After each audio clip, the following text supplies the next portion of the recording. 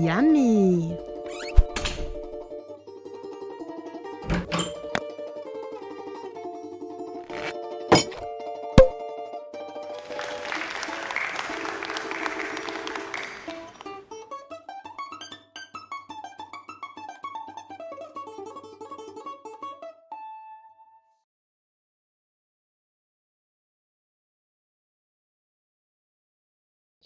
As well, I can say you all have your drinks and snacks with you. That's great. So feel free to eat and drink as much as you like. Of course, to make toasts. We all are free to make toasts. And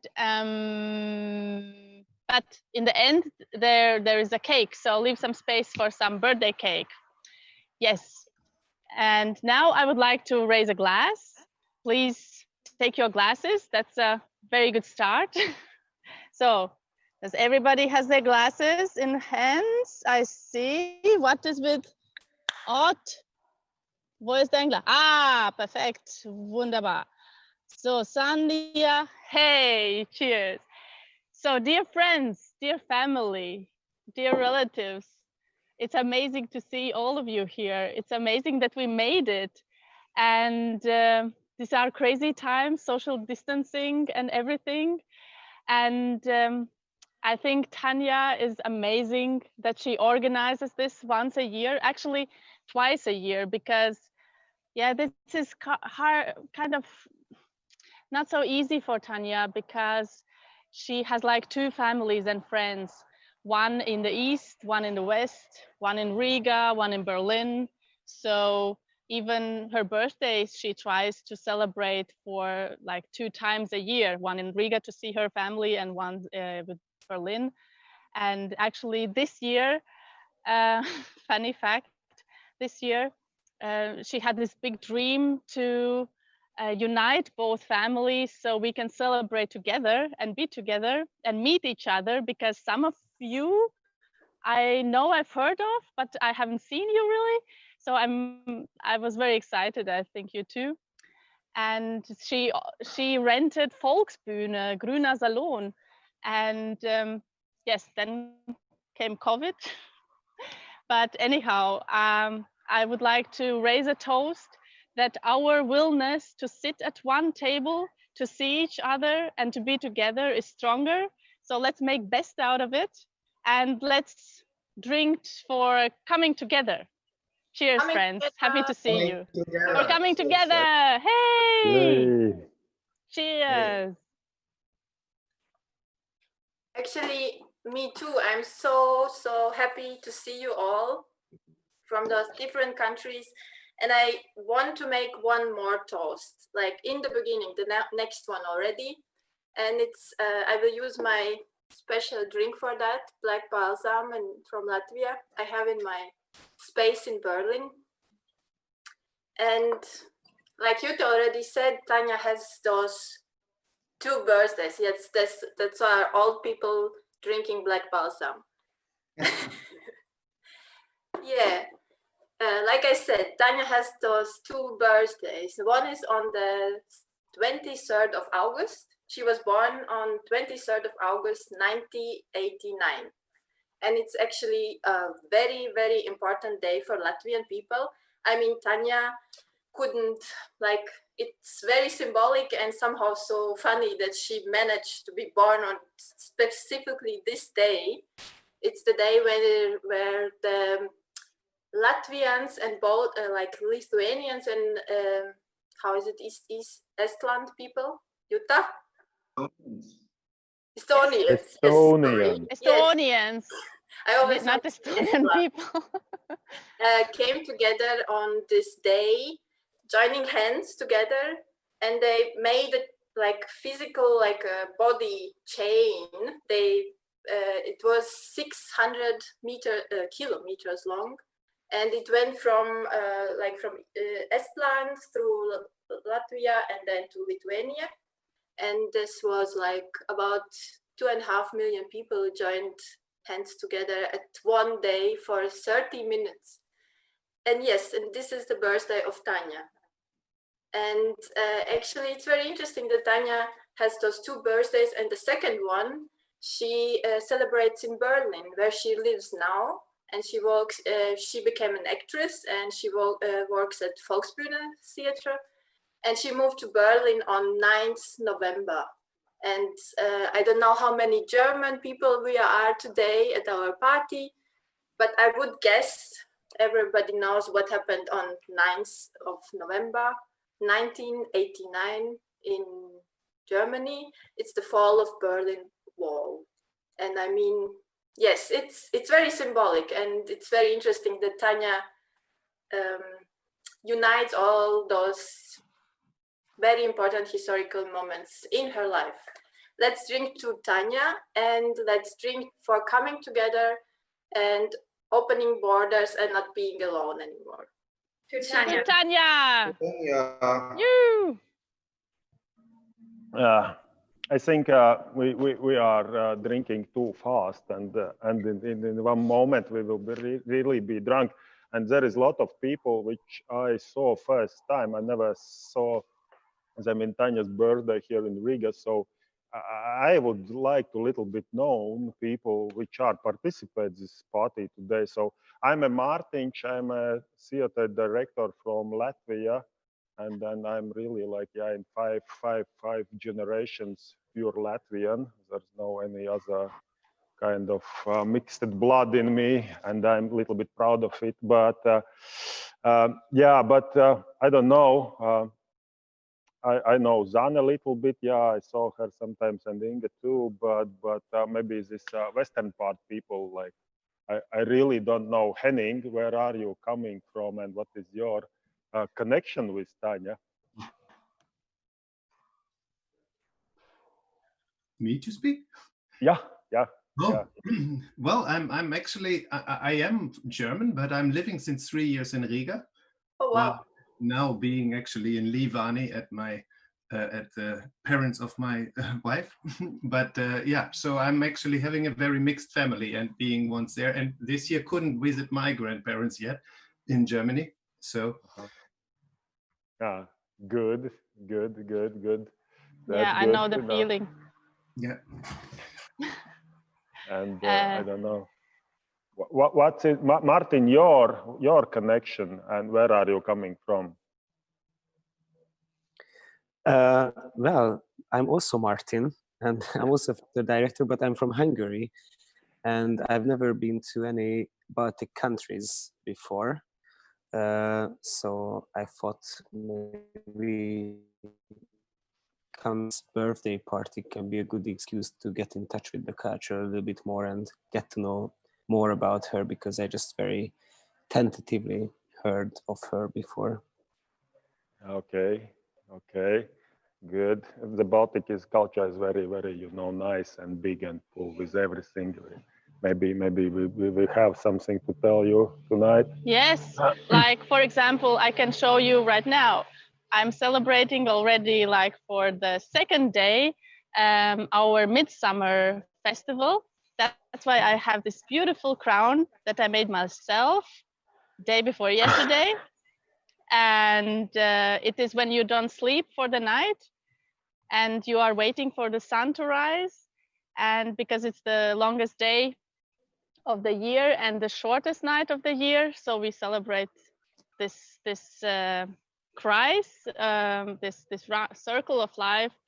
And yeah, there's a big symbol on my head. So small fact, you keep it for 1 year. I keep it on my wall as an energy from summer, and then in the next year you burn the old one and you make the new one. So yeah, so that's about culture number one. And I know Tanya because she helped me a lot. I'm from Latvia, but I live in Berlin.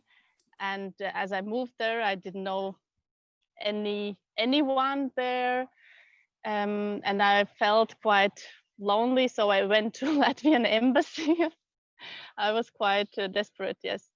And there was Tanya as a secretary. It was before she needed to make some money, before she was an actress. So she helped me a lot. So thank you, Tanya. And sorry, it was just about culture, and there's a culture on my head right now. But how about, you, Ruta. So where are you from, and how do you know Tanya? I'm from Riga. And how do I know Tanya? Well, I heard about her a lot. Actually, I've met her only once, but I hear about her all the time. So it's just, I had to be here. I had to meet her now. When she's speaking English, that's something new. Before she was speaking like Latvian, Russian, and now changing. The world is getting bigger. Yeah.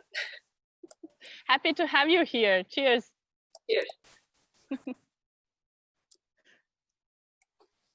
Maybe somebody else. Zane, how about you? Where are you from, Zane Kreisberger? And what is your connection to Tanya, if you have one? Yes, I have been already once at her birthday here in Riga. I don't know, maybe a year or two ago. And actually, I have my birthday tomorrow, so I think it's a very good reason to start to celebrate tonight. Yes! Very nice. Cheers, Zane. Cheers. Cheers. Maybe I will tell my connection to Tanya, if you don't mind. Tanya is like my summer girlfriend, no, summer friend, I would say. We met in the 90s. She lived in Moscow at that time with her parents, and she came in summers to Latvia to visit her grandmom, and the grandmother lived in the same house, in like big block houses in Jelgava. And I was this Latvian girl, and there were those summer girls who were there only in summer, and they spoke different language actually. And I just stalked them for a few weeks, I would say, and tried to understand the language and what are they talking about. And then after a few weeks, I came to them and I learned some Russian words, and I said to them, «Можно с вами дружить? Меня зовут Армита». И они сказали, да, приятно, меня зовут Таня, меня зовут Надя, меня зовут Оксана. Давай дружить. И там really, you don't remember how they said we мы не дружим с фашистами. Иди отсюда, Ганса. Кто это тебе Ты сказал? пришла сюда. You really don't know how they send you away. And after only then father comes and makes them in order, then they start friendship with you. You are triggered now, Martin. I don't know, somehow. I am. Triggered is good. Yeah, Just the Russian language triggers some kind of emotions in you, I would say. But yeah, I can tell you how I met Tanya. It was like really not a nice story, of course, but it was like in 1989, 23rd of August, and I live in a small town near Riga. It's in Ogre, a small town, and we had in this town a pioneer camp. When in Soviet times come pioneers from all Soviet Union, and they all are mostly speaking Russian. And we, like Latvians, our biggest issue was make a fight with them, because we were really national ones and we wanted freedom from Latvia, from Russians and all this stuff. And in the end of this camp, it was about the 23rd of August, and this year it was really in 23rd of August. They always make a big fire from woods, like they celebrating the ending of the summer or a camp. And for us, for kids in this area, biggest how to say issue? No, not the issue. It was like something bigger. For us, it was like we had to burn it down before they do it, like to cancel their celebration. And then this year, all our parents go to this Baltic Way, and we stay alone. And so we go to this pioneer camp, And there was like one of the biggest fights we ever had. Like I think it was like 50 people to 50 people we was fighting. And then in one moment there was this pioneer teacher who was standing across, like in front of me, and she was with a big belly, like pregnant, and she was saying, "Aha, you now will beat me too." And it somehow stops me, and then I go home, and she gave a birth in that night, and it was Tanya who was have a birthday. And then and after this she asked me if I would like to be as his godfather, and I have a photo here. It's like here it's like can you see it? No. To right. Like that. Yeah, that's me, Ah. my dad, and Tanya's mom. And then I think it's like 2 years later. But yeah, it's how we became friends after a small fight in small town. That But means yeah, much when you like like you don't like Russians, and then you met one and talked with her, and then you became friends. and now it's like there is a good Russians and bad Russians. These Russians which you know they are good, and which all others are bad Russians. You know, What's that? What? And Daniel, maybe, or somebody else. Daniel, are you there? Yeah. Hello. Who are you? I mean, I know you, but maybe others don't know. And what is your connection to Tanya? Yeah, I hope my connection here with the WLAN is okay, because whenever I talk too much, it breaks down, and I spilled some Sekt over the computer. That's just on the Volksbühne. It's okay. I'm from Germany, from Western Germany, which is important to say, like especially here. But I met Tanya when she was very young, because her mom and my father, they were both teachers, and they met in this organization Science Across Europe, where they were organizing exchanges for students. And yeah, she just sat in my room and was eating potato chips for like one night, and she was 5 years and I was 15. But later on we met in Barcelona once when she was on Interrail, and yeah, and she was just really glamorous, and we had this talks, you know, about like roots in the family. And I told her that my mother's roots are actually Russian, and I'm named after my grandfather, who's from the Caucasus. And then I accidentally found out that my mother's mother is Latvian. So yeah, I can show you the picture. I looked it up for today. So sorry. This is my mother's mother, and I've never seen it, but it says Lettish. She's from Latvia. So wow. And Tanya, yeah, you keep reminding me of these like roots, whatever it means. But I don't know what it means. But I don't speak any Russian or something. But yeah, that's it. Thanks for having me, and happy birthday.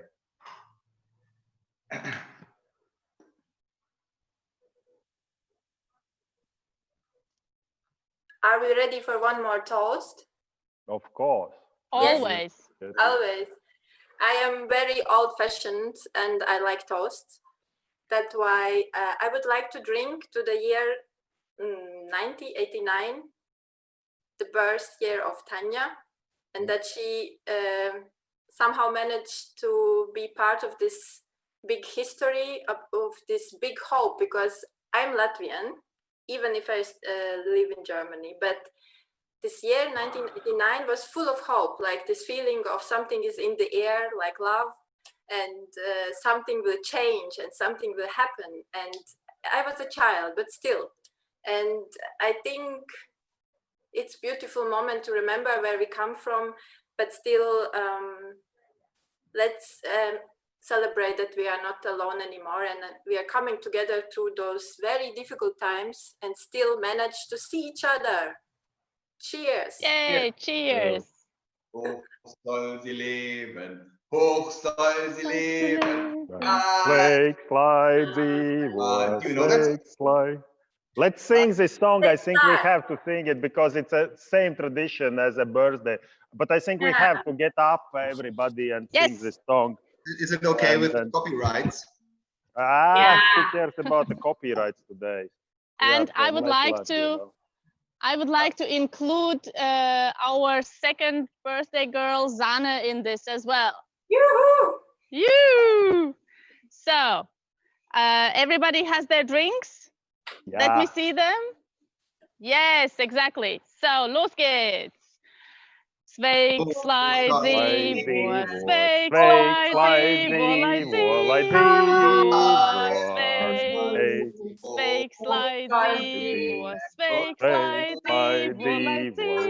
boa, slidey, boa, sveik, slidey, boa, sveik, slidey, boa, sveik, slidey, boa, sveiks. Un tas ir simt, ko viņi mīl, lai dzīvo, sveiks. Tas ir simt, ko viņi mīl, lai dzīvo, sveiks. Lai dzīvo, sveiks. Priekā! Priecīgi dzimšanas diena. Daudz laimes dzimšanas Happy dienā. Happy birthday! birthday! Daudz laimes! Birthday. Днем рождения! С днем рождения, дорогая Таня Зане. Спасибо, спасибо большое, всем спасибо. I forgot to show picture actually. That's me and Tanya in summertime. I don't know if you can see it. But if we going back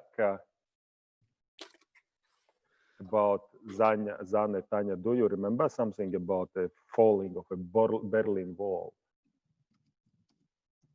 Do I remember something? I would like before from Tanya maybe a little bit. Yeah. Oh, okay. If I remember. Do you remember that time? Not really from the falling, because of course I was in Riga. I was not in Berlin to know. But then after years I was in Berlin, and then I like passed the former wall, and it was quite interesting to think about those times when the world was really separated. I think even we can't really remember it now so well, because we are used to move around the world now, but yeah, we somehow I still experienced times when it was only possible to travel more to the east from our country, not to the west. Only in the Soviet friendship countries. Yeah. Okay. And what was about you, Daniel? Yeah. Do you remember something? Berlin Wall. Yeah. I was a bit. I mean, I'm from Western Germany, so it's a whole different thing, I think, of course. But I remember, like of course the pictures on TV, and if I remember it right, my family sometimes was on vacation in the DDR shortly before the wall came down. Actually, I think you could go to one island, Rügen and Hiddensee, if you were a Wessie. And I remember the smell of coal, and I remember like people were not really content with how they were being led there. And then when the wall came down, I just have these pictures in mind, because we were sending these packages to the families, and we knew people from Dresden who were really wanted to get out. And I was socialized like this, you know, it's not a free state, it's horrible, and people get in jail when they say the bad stuff, and they don't have bananas and anything. But from the wall, I mean, I remember Chernobyl, like in the garden, and come in, all the kids had to come in. And I remember the Gulf War, but the wall, I don't know if it's like the Baltic Way in Latvia. I think you all know what it is, and means this chain of people. I think in Germany, I'm not so sure. I think it's very different for everyone. I would like to ask, come on. Yeah. Gabor and Daniel, they're discussing it already. I see it. How about you? Do you remember something about Berlin Wall? Because you're two, you have nice opinions, I think. You have two heads. Memories, yes. Maybe you were on east and west side both also. Not really. Actually, we are now in Berlin, and we were just discussing earlier this day about the Wall Museum. But of course, since we both are from Hungary, we don't have any like personal memories to the and wall. we are too young. We are too young to have personal memories about the wall coming down. We just have memories of our parents, probably. And what do you remember about your parents? Did they change or something changed for you? Yes, my father is from Austria, my mom is from Hungary, and for them it was much easier from that time to visit their families and to be together. And it was a really cathartic moment, like the system change in Hungary. And we just discussed actually about also Lake Balaton, Plattensee in German. That was also a meeting point for East and West Germans during the socialist times. So that's why we were also a bit discussing, because it was also a typical holiday place. And of course, Hungary was the place, I mean, the border where they cut the border first. It's not related to the wall actually, but the pan-European picnic was also on our border. So that's why it triggered a lot of thoughts for us. Oh, nice. And I see that Yevgenia is writing in the chat already that her first visit in Berlin was in 82. So you can tell us, you don't need to write in chat. Yeah. Please tell us. How did you get in? Yeah, it was special international camp next to Berlin, and I was in a delegation from Moscow, Pioneers, you know.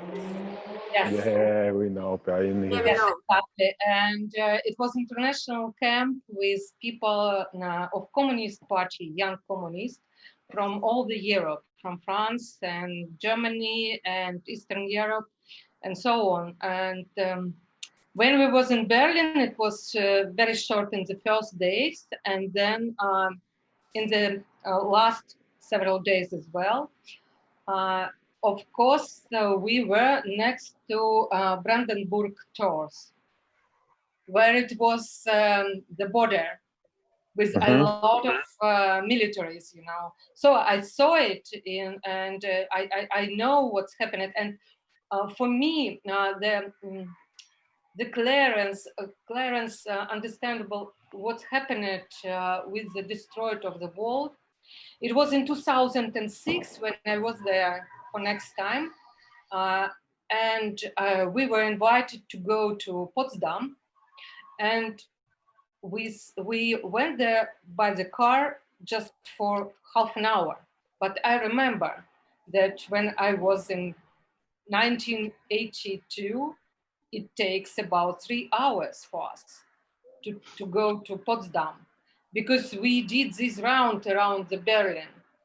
And then after years, we did just a short way. And for me, it was clear it's exactly in that time, everything changed. Mm. Oh, that's hey, but nice. is there somebody I don't know who really was when this wall was fall down, or there's no? Is somebody raise your hand, please? Who really break the wall? Really be a part of a breaking down this wall? Just on TV. Yeah. Diana. Ciao. So you need to unmute Henning, yourself. You said something. You participate. Henning Road. Do you participate in this? But Diana is already telling something. You need to unmute yourself. There is a microphone. Yes. Yes. Tagad jūs dzirdat? Yes. Yes. Čau. Bet es esmu tā persona, kas nerunā angliski. Es saprotu, bet nerunāju. Bet es biju toreiz tajā dienā, kad tas mūris krita. Es runāju vāciski. Ich kann das alles Deutsch erzählen, weil ich spreche ein wenig bisschen Deutsch. Und an diesem Tag war ich in Berlin Es toreiz biju Berlīnē, und das war ein dunkles Abend am Brandenburger Tor, war kalt und alle Leute am Ostseite waren ziemlich glücklich. Cilvēki austrumu pusē bija anormāli laimīgi. Mēs tur bijām. Es biju 2 manas draudzenes un man brālis, un tas bija neaizmirstami. Bet jūs šķērsojāt? Šķērsojām mēs arī. Tāpēc, ka es ātri izstāstīšu, tāpēc, ka bija tā, ka tur ir tā Friedrichstraße, un tanī dienā gāja pāri, varēja pāriet, ieiet tajā dzelzceļa stacijā, iekāpt vagonā, un bija tik ļoti daudz cilvēku ar S-bāni brauca, ka nepārbaudīja pases, un tā kā mēs te visi esam blondi, tad visu mūsu kompānija arī pārbrauc pāri uz to Rietumu Berlīnu. Ar tām masām. Un tas bija tāds brīnums, bet tad mēs ar kājām aizgājām līdz centram, līdz KDV unītim, un tad, kad jau bija vakars, un mēs bijām pārbrīnījušies par to visu, tad mēs sākām domāt, kā tad mēs tagad tiksim apakaļ. Un bija tāds moments, ka man bija Rietumvācijā viens draugs Rietumberlīnē. Es viņu sazvanīju, un viņš mūs nakts vidū 1 naktī slepeni veda atpakaļ caur Checkpoint Charlie. Bet mūs neviens nepārbaudīja, jo mēs tēlojam, ka mēs guļam. Bet mēs bijām jauni un traki. Īstenībā tas bija baigais notikums.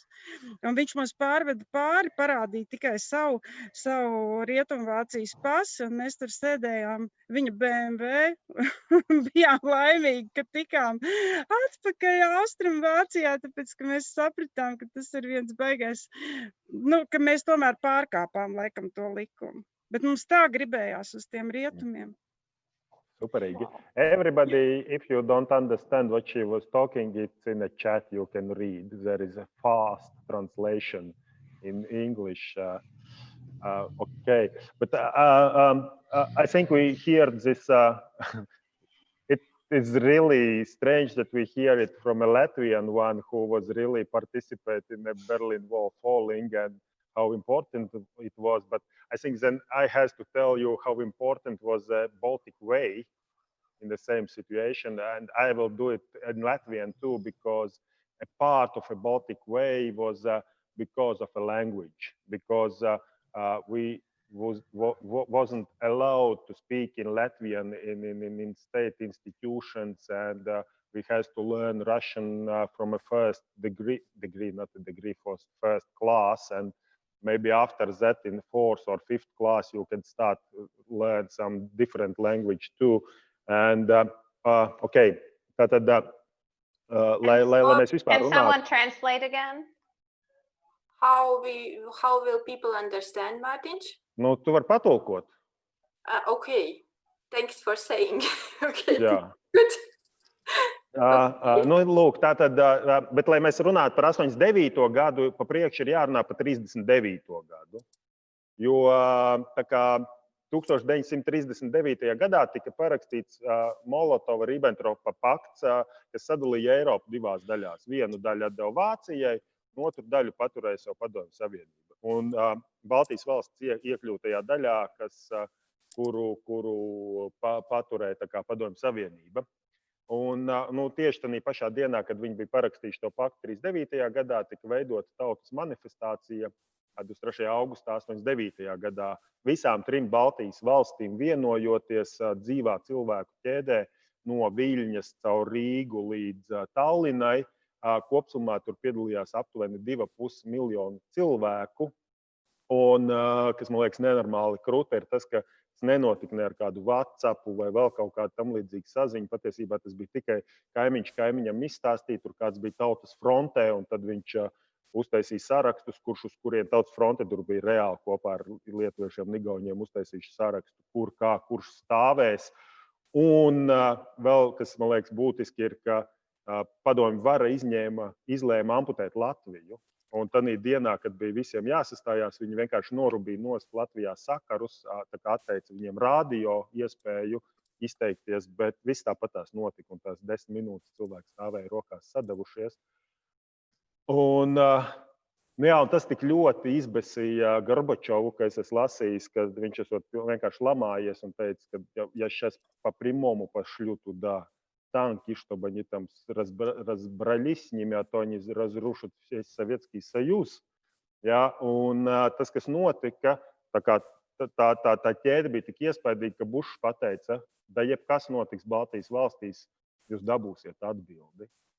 And if we go further than now, then I would not say that it's a Baltic Way. I would say this was a Baltic wave, because after this, everything, it collapsed Soviet Union, and then Berlin Wall falls down, and it's really changed the world, which was before, and now we're living in this after wave, I could say, world, which now gets another wave now, and it will be changing too. But yeah, I think it's like it was a really big thing what's happened with us.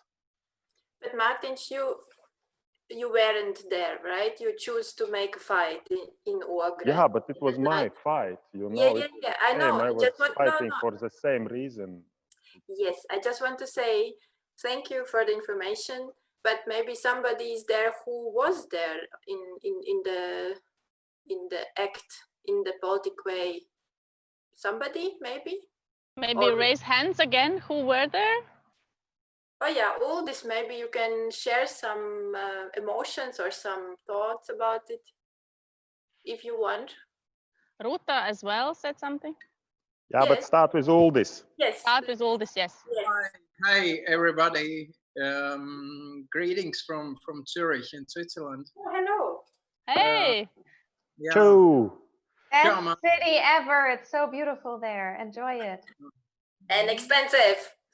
No, not that bad. It's not as bad as Munich.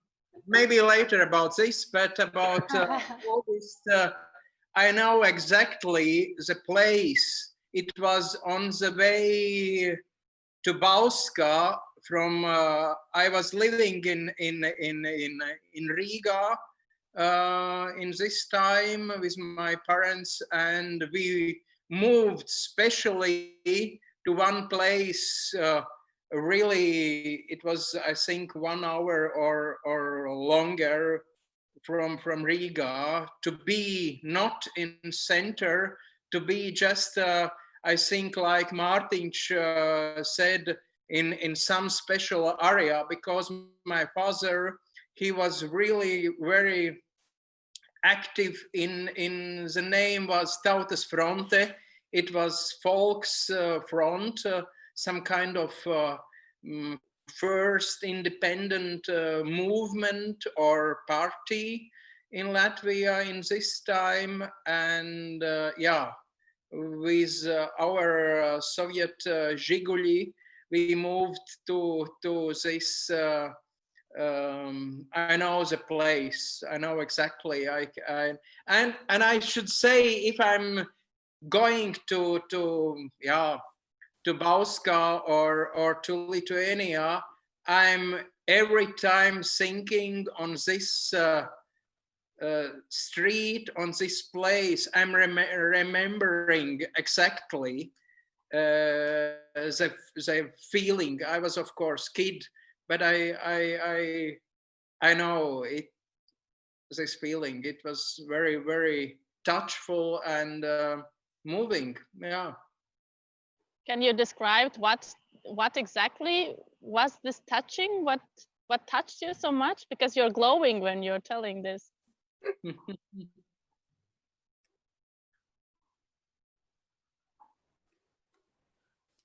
Good. I should say I'm in this way maybe something similar with Martin. In my neighborhood, from my Latvian school was some Russian school, and it was some kind of usual thing to go to Russian kids, not to say hello. And and in this way, through my family, through my library of my grandparents.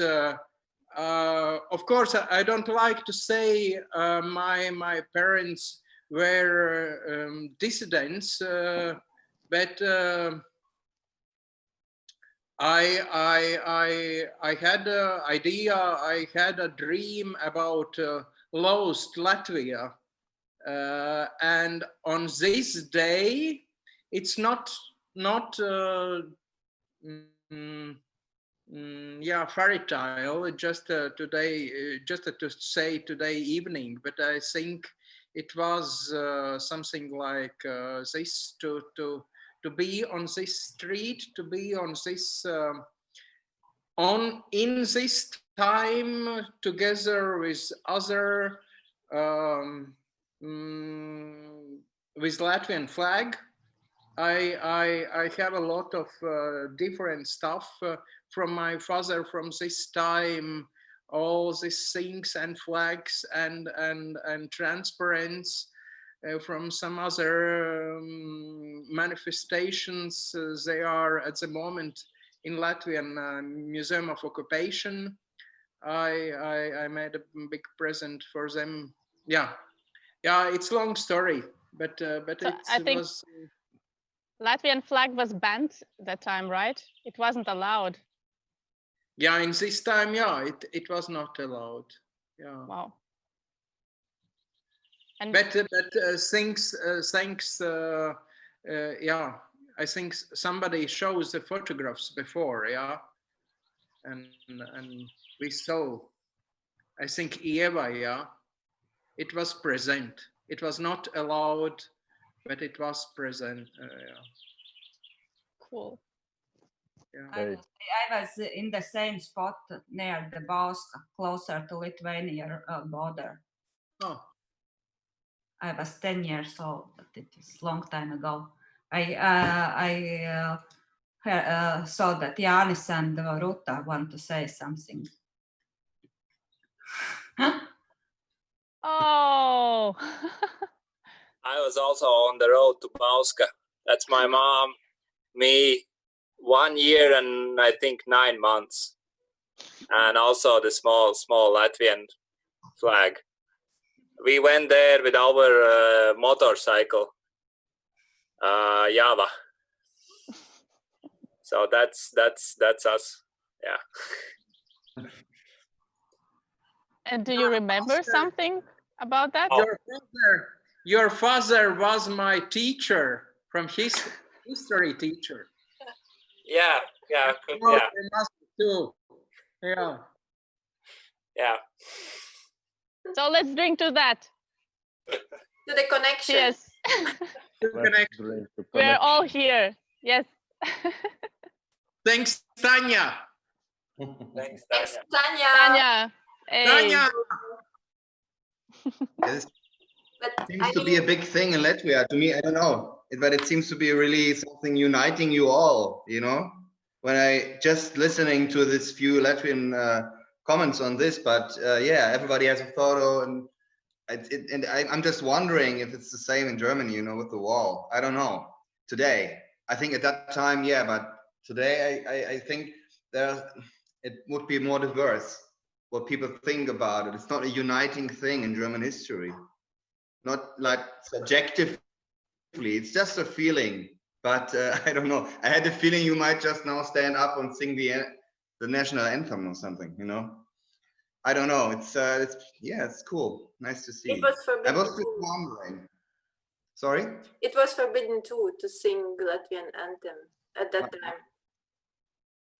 Yeah, but we sing it. You know, it was like you just get up and sing it. That time, like you just get up and you sing it. Like it's like Dievs svētī Latviju, mūs dārgo Teviju, svētīja Latviju, ak svētīja to, kur Latviju dēli dzied, kur Latviju love you made us dear.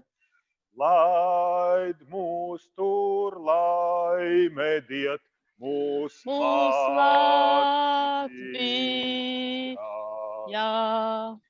Lovely. That's how we sing the songs. Really? National anthem at the birthday party, Martin? Why not? I always put up a flag, a national flag in my birthday too.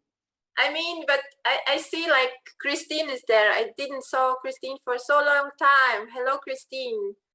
Do you have some like parents' memories or something like maybe like Tanya says it's nothing important for Germans, the Berlin Wall. Is it like that? What do you think? Did I say that? Yeah, I think so.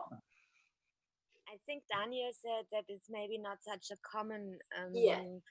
thing that is such a big issue in society.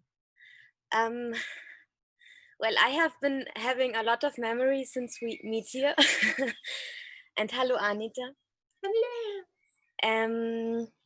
I was almost 9 years old when the Berlin Wall was falling.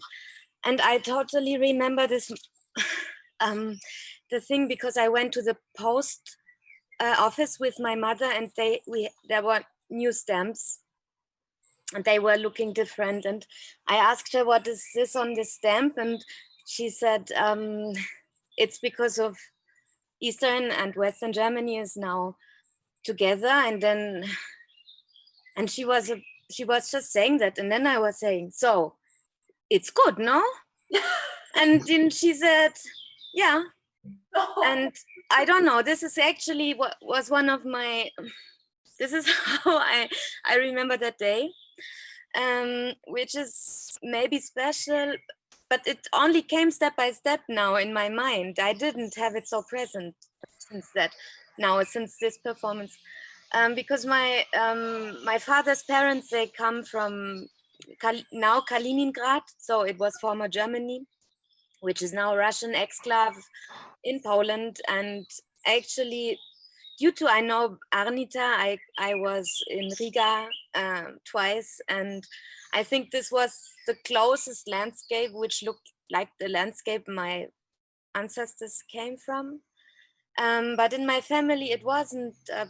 So I remember that they were always speaking a lot about politics, but it was never this. And it is very, yeah. I can't tell that there was a change in the life feeling, or if you say that in English. You're from Western Germany, or? Yes. Now I live in. Interesting if we have people from Eastern Germany, because I also feel like you, and Daniel also said that a bit. Yeah. But I guess that could be quite a bit different. I think. I know that Wiebke's parents are from East Germany, right, Wiebke? And I don't know if we have like real East German people. Yeah, that's also, I wouldn't, yeah. It's interesting talking about those terms, or like Danny said earlier, that it's like important to say that he's from West Germany, because for me, it's not at all important. I didn't grow up like introducing myself, of course, because I was born afterwards. But I know that this Aussie and Wessie terms, I knew them still because I grew up with them, because my family, they use that as well. And I think that for me, because I mean, I can share that because it was one experience which I found super awkward. During my studies, at the beginning of my 20s, I went to Munich for a couple of months to do an internship or something like that. And several people said, okay, so you're from East Germany and you're, and I was like, what? And that was the first time somebody identified me with that, or used that term for describing me. And for me, that was super awkward. Yeah, because I would never, consider myself like coming from the former Eastern part or Western part. But yes, still, I mean, I know that, yeah, it's a generational thing, I would say. I mean, no, it has a great impact on some people. I know people who are really, it was the greatest thing in their lives. Now they're dead, but the reuniting Germany. But from today, I have a weird feeling, you know, that as if maybe that's a German thing. I don't know. That's maybe the thing that unites us, that we have this weird feeling with patriotism and everything, which I think is important. But if it is okay, I'd like to sing something for Tanya. Is that okay, Tanya? It won't be pretty, but it's an important song for all Germans, actually. It's like the hymn of the Wiedervereinigung, I think. Martin sang the national anthem, and I will sing another anthem, okay? But you have to join me. If you have some lamps, let them flicker.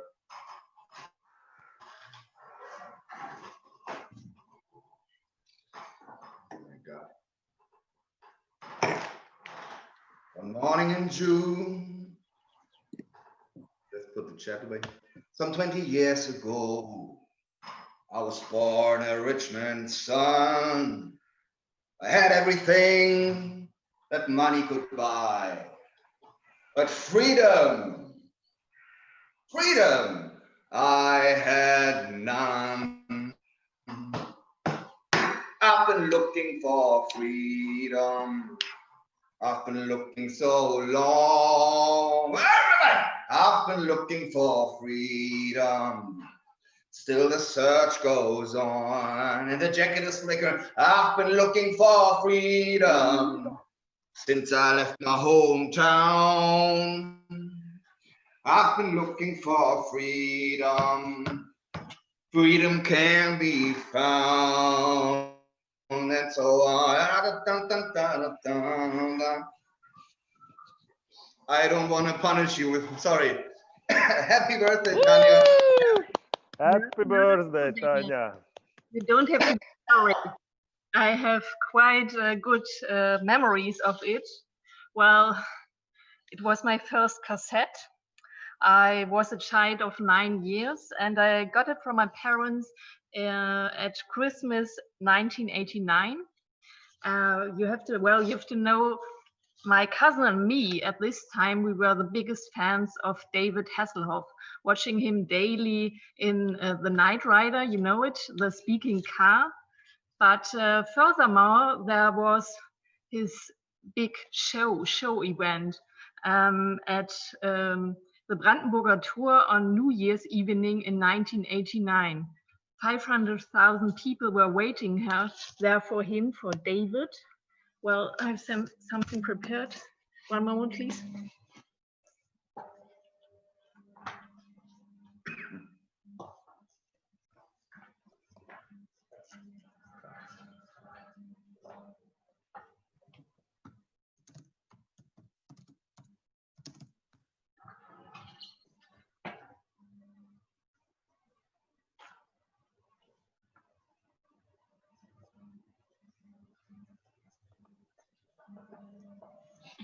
Does it work? Yeah, okay. As I told you, 500,000 people were waiting there, having a big party on New Year's evening 1989, waiting for David. And then he came, David Hasselhoff, and he sang the song, Looking for Freedom. Looking for freedom. And David himself, he looked like a huge Christmas tree, wearing a jacket with thousands of lights. It was it was a great moment.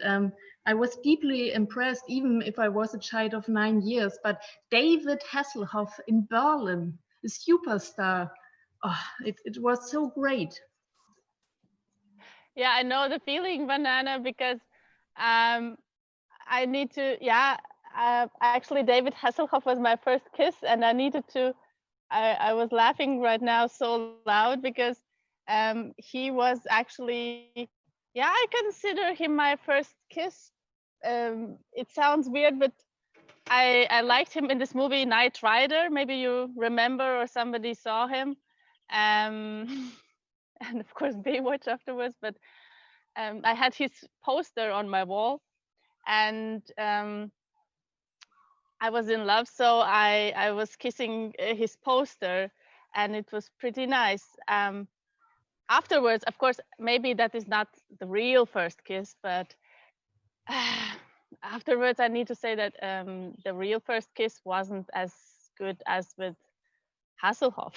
So, yeah, that was my memory about that, and maybe somebody else kissed a poster, so I'm not alone, or practiced kissing with I don't know, some others. I kissed mirror. Oh, that's a good plan as well. Yeah. Yeah. How? Because I didn't had anyone to kiss, and I just kissed myself, you know. That's good. That's self-love. Yeah, I think I'm feeling not so weird anymore. The Latvians are strange people, I would say. Yeah, yeah. And how about Darta? You are there with a man. Maybe. How about your first kiss? You mean with the poster, or like? I don't know. It depends. If you kissed a poster, is with a poster. If not, you can choose. Oh, you know, I have to dive into my memories. The first kiss. I can actually. I think he's waiting. No, it's really difficult to remember because I can recount several attempts with the boys that I really liked at, I would say, at the 3rd, 4th grade, and we were negotiating, I would say, approximately 4 or 5 people who would like to kiss other person, and it was somewhat like a scene that could be seen anywhere in the market when you're like picking the price or etc. But I think eventually nothing really happened at the very end. I mean, the kiss itself, but yeah, but we So were it's- yeah. So But it was more negotiating and not kissing. Yeah, so more talking and not action. Yeah, but I recall it as, in a way, as the first kind of attempt of a proper kiss. Jutta, you were very curious, I would say. Yes, but I see already that Gabor and Daniel was laughing a lot, so they're next. Sorry, by the way, but there was, I think, each of us that we all, when we're celebrating Tanya's birthday, can recall their experience with the game called The Bottle. Yep. Yeah, the bottle. How about your bottle, Gabriel and Daniel?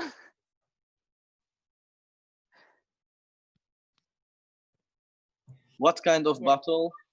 No, battle, like the Flaschen. Yes, yes. Drehen. No, it's in the bottle, and then you have to do dare or truth. Yes, I remember it very well from elementary school. It was fun. It was really funny. But how about your first kisses? It was at a party. I was really drunk. It was not really satisfying, but I was over it. And then I was also a cool boy, so it was not really satisfying, sadly.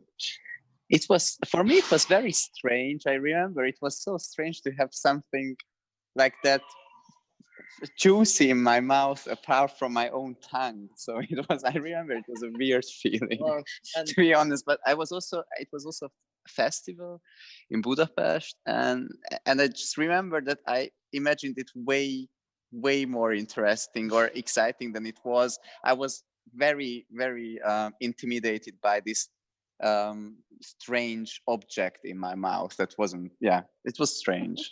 Yes. And the second, it was at the same party because it was really bad because the girl had a chewing gum in her mouth, and then I didn't just felt her tongue, but also the chewing gum, and it was really discomfortable. What kind of chewing gum was it? What taste did it have? I don't If we go into the chewing gums, then I can tell you. Okay, it's I think the kisses is like a freedom, you know. and it is because in the Soviet Union we don't have a sex. When we get free, we get everything. Sex, freedom. It was in the same time. So it was like when I first time was in Berlin. It was like we traveled with parents, and I was in Berlin, and it was the same with this S-Bahn, but I think it was the U-Bahn, and it goes underground in eastern part and then goes out in West Berlin.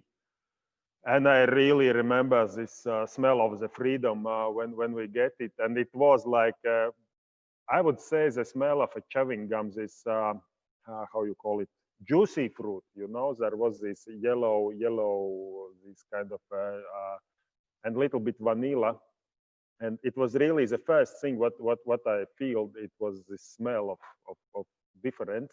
And then of course there was this white Mercedes who passed my way, and I still remember it. And I, after a few years, not few years, like 10 or 15 years, I bought this kind of a Mercedes. I can show you. It's now staying in my garage, you know, and I'm driving it only in sometimes in Sundays or only in summertime. In winter time, of course, if somehow I feel not very free again, you know, then I going in the garage and just sitting in this car and then take a smell of freedom. It's like, yeah, that's a freedom, you know. And can I ask a question? Yes. Yes.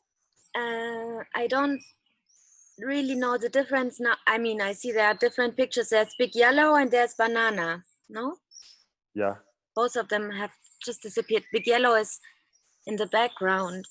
But I wanted to ask, I guess, big yellow, how is life going when you walk on the streets, and do you have the experience someone wants to kiss you? Or what happens then? Oh no. I think you touched a sensitive topic. I hope so. but who? There's banana and there's big yellow, yeah? Am I right? Yeah. Now I can see it. Okay, so maybe I asked the question to both of you, but yeah. Are you talking to me? I am talking to you too, yeah. And you are really thinking that bananas do kiss? No, but I think that you might maybe walk on the street. No, I never leave the theater, I'm sorry. Okay. But maybe you should try to kiss, I mean. Kiss, yeah, I've never experienced it, so none of you. So your life is inside of the theater. As two of you was Jutta was talking about it. Yeah, I will try and start with David.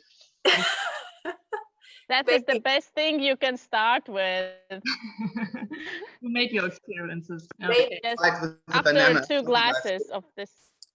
And is big yellow also always staying inside? You are talking to only one banana. It's 2 cameras. Yeah. Not only that, but banana has different views, but only one banana. You got it? Okay. Yes. Okay, I mute myself. But I wanted a question with the bananas. Is it true? That the world seems so simple to me when I hear like David Hasselhoff, the freedom search goes on, and this chewing gum and the banana was always the cliche, you know, of the Eastern Germany. People, they didn't know it. They were mocked, or they were made fun of, you know, with Zongabi, with the cucumber. But we were sending, my family, I think, was sending like packages over the border at that time to the DDR, and I think also to Russia. I don't know, not to Russia maybe, but somewhere.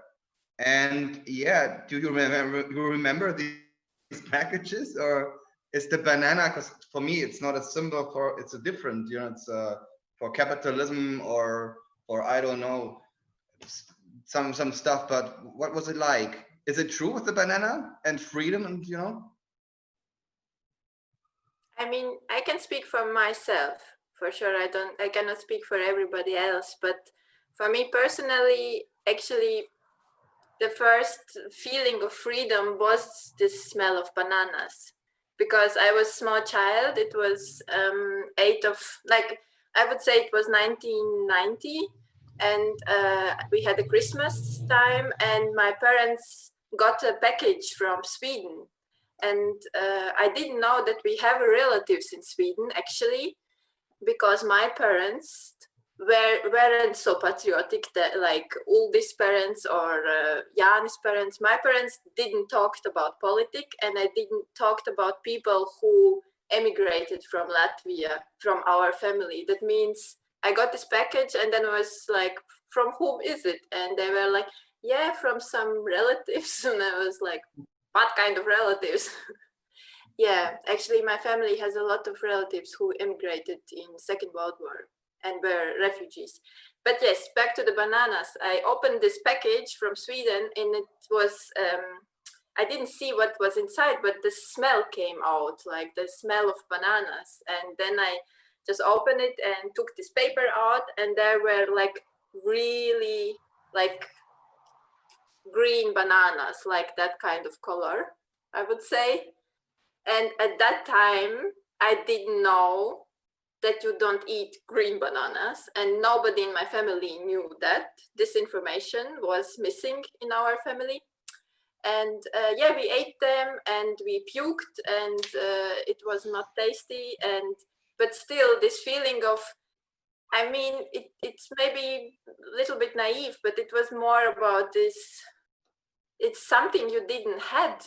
It wasn't like, it was like those relatives I didn't know about anything.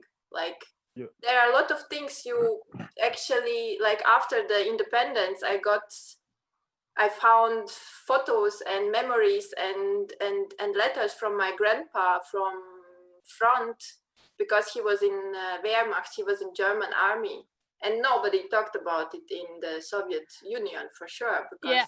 Anita, I think I see Henning is like exploding with information. He's like jumping in the screen. Yes.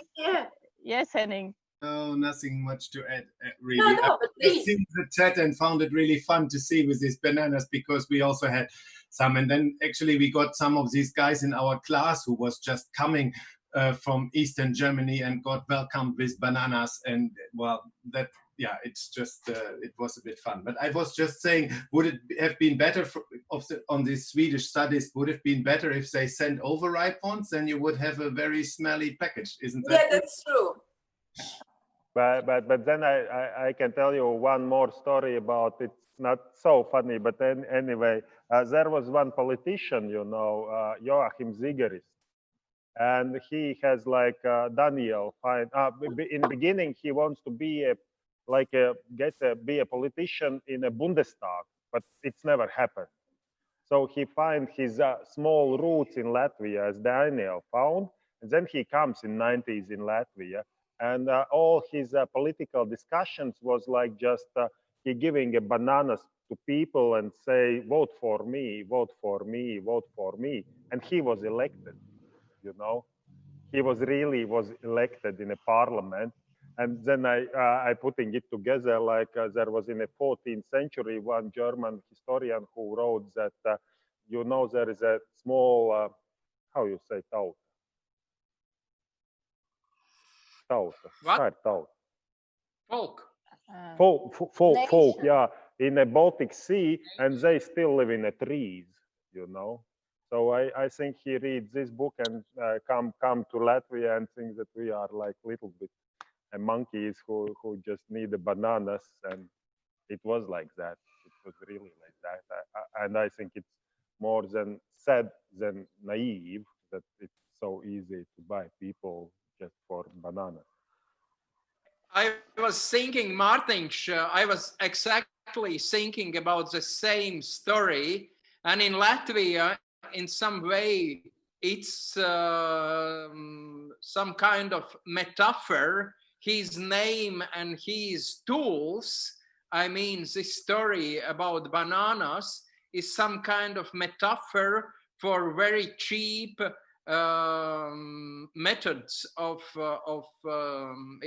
politicians until it's happened at the beginning of 90s, but it's really living metaphor until today. Maybe nobody knows more Zigerist, but this story, I think, is living, and you can hear from time to time.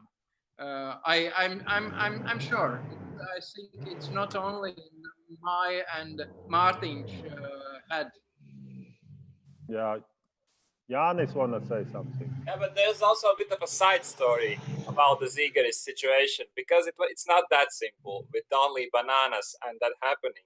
Because when we were making a one piece, there was one old man and opened up his cupboard, and there was still a poster of Zigerist, and he said, yeah, but this guy on the winter of 95, when I didn't have any heating or any money or anything, he was actually also like really sending help to people, not bananas, but really like material or clothes or something. There was more than just giving bananas at that point. That was kind of desperate situation, and I think he in that moment he also helped in a way a lot. Yeah, we can talk about the ways, but yeah, just to mention. I mean, I read that a few years ago, Latvian press asked him if it's like, how was it with the bananas? And he said it's not true, that it never happened. But actually, it really happened with the bananas, because he was in Jelgava and I'm from Jelgava, and I really remember that, how there was this car with the bananas.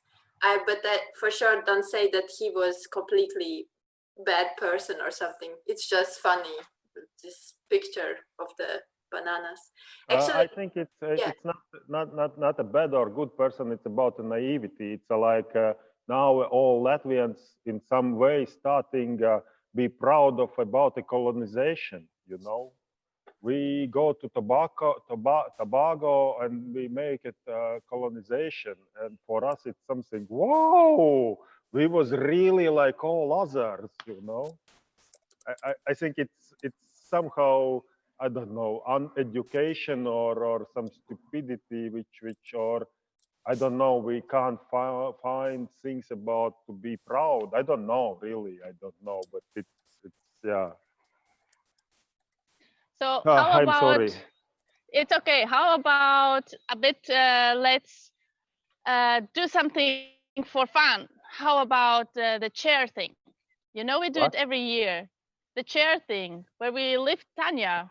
yeah, where is Tanya? So Actually? normally, Okay. I will do it. So Tanya, we are back to you. Sorry, I forgot you. In our I can't pronounce this word.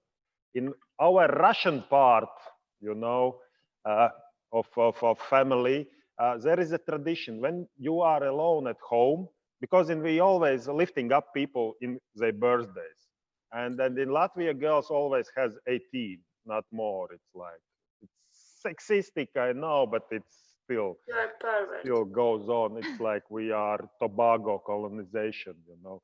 Okay, but if you are alone at home, you have to be lifted somehow. And then we do it all together. We have to do it. We have to grab our ears. Everybody, I can see you. I can see you. Everybody. Ot, you need to grab your ears. With Yes. his boyfriend, please. Inga grab too. your ears. Yes. Grab your ears. And so you like easily pull up yourself 18 times. Katrina, you you're laughing. Where's your ears? So let's go. 1, 2, 3, 4, 5, 6, augstāk, 7, augstāk, 8, 9, 8, 11, 12, 13, 14, 15, 16, 17, 18, 19. Oh, man patika, kā dāts čaus presīts taisīja. Tas arī bija labi. Happy birthday, Tanya! Tavs dzimšanas dienā. So how do you feel today, Tanya? Tanya, how do you feel today in your birthday? Very good, very good. Thanks very much for all the stories and like lifting me up with the chair. Thanks to you. Always. Okay. Yes. So yeah, cheers. Cheers. Cheers.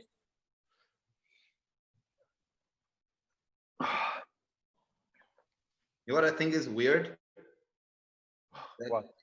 If always when I think about it's like freedom, the wall, unity of Germany, and I was just thinking of production we just did, and it never came out because of Corona, but it was about the Wild West and stuff, and like opportunities when the society is building up from scratch. And the people who were from like Eastern Germany, the families from Eastern Germany, or even grew up in like East Berlin, and they had all this idea of the missed opportunity. And I hear it a lot from younger people that they think it might be a missed opportunity. It was too quick, you know. It all exploded too quickly, and there might have been some chances, you know, the system wasn't that bad, and everybody had this or that, and no capitalism and stuff. And I was just thinking, like, we're talking about borders opening and all this, you know, like postcard motives things, you know. I don't know.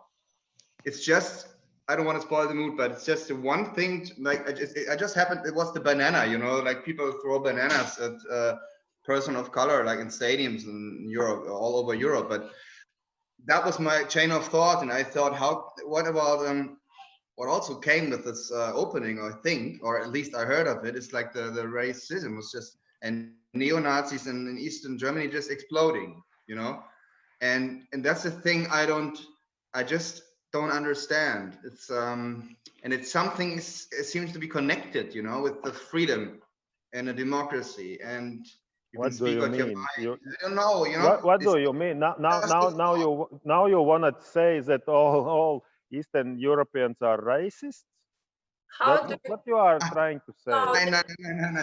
Stop. No, it sounds like, you know, we open borders and then they come. I can tell you, when I was in this in 91st in Berlin, it was the first time where I see Nazis. We was just sitting in the train station and waiting for a train going back home, and then they come in like a real neo-Nazist in these leather jackets and these nice trousers and big boots and all skinheads, you know. And one comes to us, and my sister's godfather, he was speaking very well in German. I don't know why, but he speaks very well in German, you know, and they talk. And then he comes to us, this sister's, and he said, like, you know what he said? He said that they will beat out a shit tonight of all people who are from abroad. And we was sitting there like 5 people, you know, and then there was like 20 ones. But then one stupid broken window, and then police takes them in 5 minutes. That's I never see any neo-Nazist in Latvia, you know. We have one, maybe Raivis Dzintars, who is in party, but that's all. Who? Hermanis, no. Who's the name? Alvis Hermanis is not a Nazist. He just. I know. I heard you saying it. Sorry. He's my friend, you know, and I think. Okay, we are going now here. Okay. No, but how did we get there? I mean, there is some problems with racism in Eastern Europe. You cannot say it's not true, Martin, right? Yeah, the DDR said it wasn't true, you know. They always said it's just rowdies, you know. We always had skinheads in Western Germany. I got beaten up by them. Everybody knows them. Today it changes because today it's in the middle of the politics. But in the DDR they said we don't have it, yeah. But they had also people working there from other countries, like person of colors and from Vietnam, and they got also beaten up and even murdered, like Amadeo Antonio. I don't know if you know him. And the people who did that, they were the committee of the DDR, you know, the politicians. They called them just rowdies, rowdy. Amadeo Antonio, genau. Rowdies. And now after they joined, like they were united and everything, like you can look at the statistics. They vote double right wing, and they shout, "Let them drown, the refugees," you know, "Let them drown, let them drown." And we have that in the West too, of course. But how is that even possible? I know it's not. I won't get any answers here, but it's just a thought, and that was what I'm saying, Martin. And I don't want to hear. I don't know. It's just something you don't say lightly, you know. I didn't say you're racist. There's just this thing of, I don't know. I don't never learn how to hate. Maybe I'm naive, but I think it's the naivety is more than the I don't know why. Okay, I can't understand if you are like shooting, let them drown, but I can understand that people don't want the refugees in your country. We have this kind of refugees in the Soviet times, 500,000 from Russia. 500,000 they come and they never goes, and I think we are not why we have to be responsible for things what West did in Africa and what they did in Asia. We was in Soviet Union. We not participate in this I don't know, colonization and using these people, and now yeah, of course there is this how to say it, I don't know. Bet, nu, tās ir sekas, ar kurām ir jārēķinās, ka tu izmanto citus. It's like Latvian economical refugees who are going to work in Ireland, Germany, or whatever. You even can't collect your spargeli now. Whoa. You need to, I'm sorry. You need to make a flight from Lufthansa, from no Romania economical to bring people to work in your fields. There are no economical refugees. Your peasants say they don't need these German workers because they don't know how to collect the food. Pause. Drink something. Hey. I mean, I just want to clear something up. Martin, you are like not complicating, but you are just mixing so many things together. I mean, Latvia, the people who came in during the Soviet Union time, they weren't refugees. They weren't part of Soviet Union, and they went to Latvia to work. It's like, I would say, Turkish people in Germany after Second World War. There was a deal between Germany and Turkey, and they said, please give us people for work. And the Turkish people came and stayed for sure, because it's the nature. They stay when they go somewhere. I mean, you are mixing together so different things. I mean, Latvians are quite afraid of not white people. I mean, it's true. I would say that. It's my opinion. You can say somebody that's not true, and it's about racism, Martins, because it's not about let's not let in English people or Italian people, but Syrian people. Why? Why there is like a difference between those people? Maybe because of the color of their skin? Okay. How about... I want the answer from Martin. It will not stop if you ask him. How about we drink, because we are not refugees. I think lots of here are immigrants. I'm an immigrant. That's your democracy. When you say something, you are muted. It's like Daniel said before, it's like with Alvis Hermans. When he says, after Paris, you know, when there was shot 140 people, he said that, okay, not every refugee is a terrorist, but every terrorist is a, I would say, son of a bitch of a refugee. What? Because it's not true. What's not true? Tell me in Europe one. Tell me in Europe one terrorist which is not coming from a refugee. Yeah, the last terrorist. Call any name. Jutta, shut one up. name. No, you shut up. I'm sorry. It would be to say. It would be like to say every terrorist is like tell a me man, one. a child of a man. You again mute me. No, let They were Daniel said he will acting say one name. He will say one name which is not a refugee. Okay, I'm listening.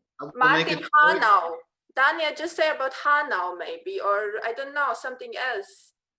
Breivik. Inga is saying Breivik. Yes. That's right. May I just Here's say your something? name. Let's drink. Let's drink. Shut up and let's I'll have make a party. I make a toast now. Yes, please. Okay. Yeah. Okay, I make a toast. It's just and I try to, I don't know. When I told you my family is from Russia, right? And my grandfather was fighting Stalin. I don't know him, but I was named after him. And he was fighting when he was 15 years old. He got shot in the back and he was paralyzed. And then they had to flee and they carried him all the way up to Latvia in this carriage with horses. And I think, I don't know, I heard it, I think. I have to ask my mother, but no, they went to Latvia somehow, they carried him. And there they met this rich family, I think, of doctors and everything, but because they were rich, they had to flee again. And he met his wife there, the Latvian girl. I showed you the picture. And from there on, they had to flee again. They came to Germany. And in Germany, there was this town close to Hamburg, Wentorf. And there was a very huge Auffanglager, refugee camp, right? Auffanglager Wentorf. A lot of people came there. And that was where my mother was born. And the girl from Latvia, she went to the USA. My grandfather married someone else. My mother got born. But in the same town, I went to school. And in that school, at the time, there was no internet and I had no computer at that time, but it was always doing copies in the 90s for Referate and everything. I think you know what I mean. And there was a copy store, a copy shop where students were working from the Technical University in Harburg, close to Hamburg. Yeah. And one of the guys sold the copies to me and he was selling computer stuff and was Mohammed Atta, the guy who flew the plane into the World Trade Center. And he was from Egypt. He was not a refugee. He was really a normal student sent there by his family to be make a success. And he later on got turned, became a terrorist, and one of the most terrible crimes like in history of the Western world happened. But this thing, I think, shows that you can have a history of refuge, and like be white in your family. It is there. I'm German, like second or third generation. But you can also in your town have a terrorist who was like you said, son of a fuck. Now, I don't want to say, but he's not a refugee.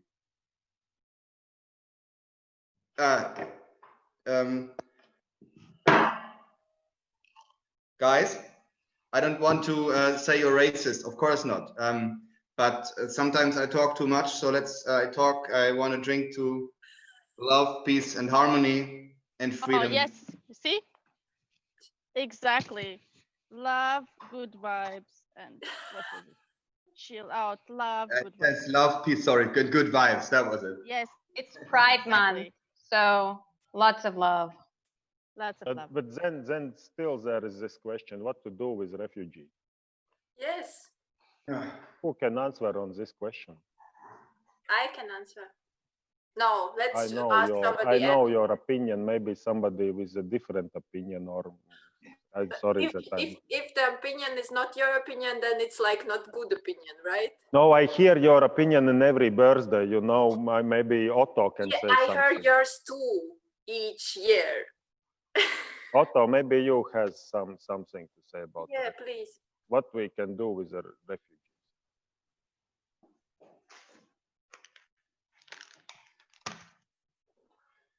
Well, I think we can first of all shut up about it during the birthday party and actually enjoy a birthday party, because the worst thing we can do is discuss what to do about refugees after 5 drinks. It will not get us anywhere. So I just chill. There's a lot of things we can do, and but we will not say the word today. So thank you, and go Tanya. Yes, you're a genius, Ott. Cheers. Okay. Then where we go with Tanya? Is it time for a cake? Yes, please. Yes. Then you has to sing a little song before I make a preparation for a cake. It's Martin's. Martin's. Oh, shit. What did you do? Shit. Somebody took my lighter, you know. It's not here anymore. Okay, anyway. I found it. Wait. Here it is. That goes here. Wait a second. Who has a cake prepared? Wow. Yeah. Wait.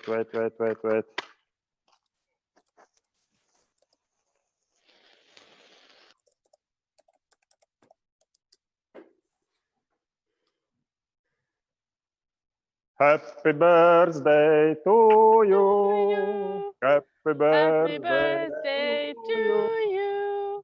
Happy birthday, dear Tanya. Happy birthday to you.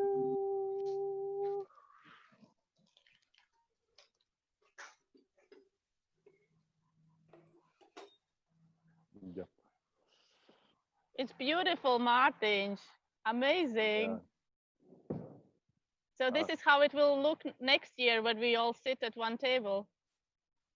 Yeah, it looks like it was in the last year. Nothing changed in general. But then maybe we can go forward with some nice questions like, okay, we talk about some stupid rough things. I don't know. Then,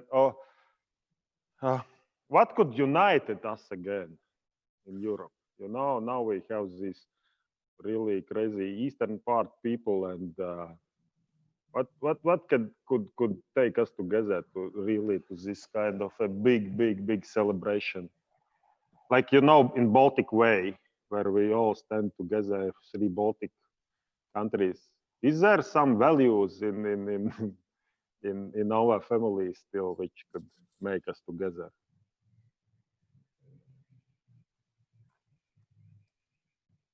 So Charlotte says banana bread. But I'm not sure I'm getting you, Martin, because I don't see the problem. I mean, we are already together. Look at where we were like 30 years ago. And the borders are open. Okay, maybe not because of Corona, but it's opening. And we can see each other when we want or wanted. And yes, I mean, we are already a good start. I mean, and I don't understand really about who you are talking about. Like how can we be together? We are already together. I'm together with you, and Daniel is together with, I don't know, Anita or Zane or Uldis. So I'm not sure. Maybe you can explain. So I don't see the problem. I think I'm celebrating here birthday with you, and it's amazing. So, I mean, all the you sing the same?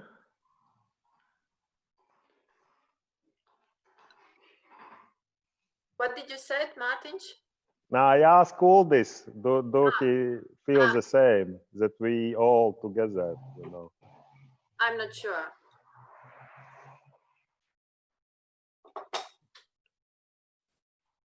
Or maybe Maya.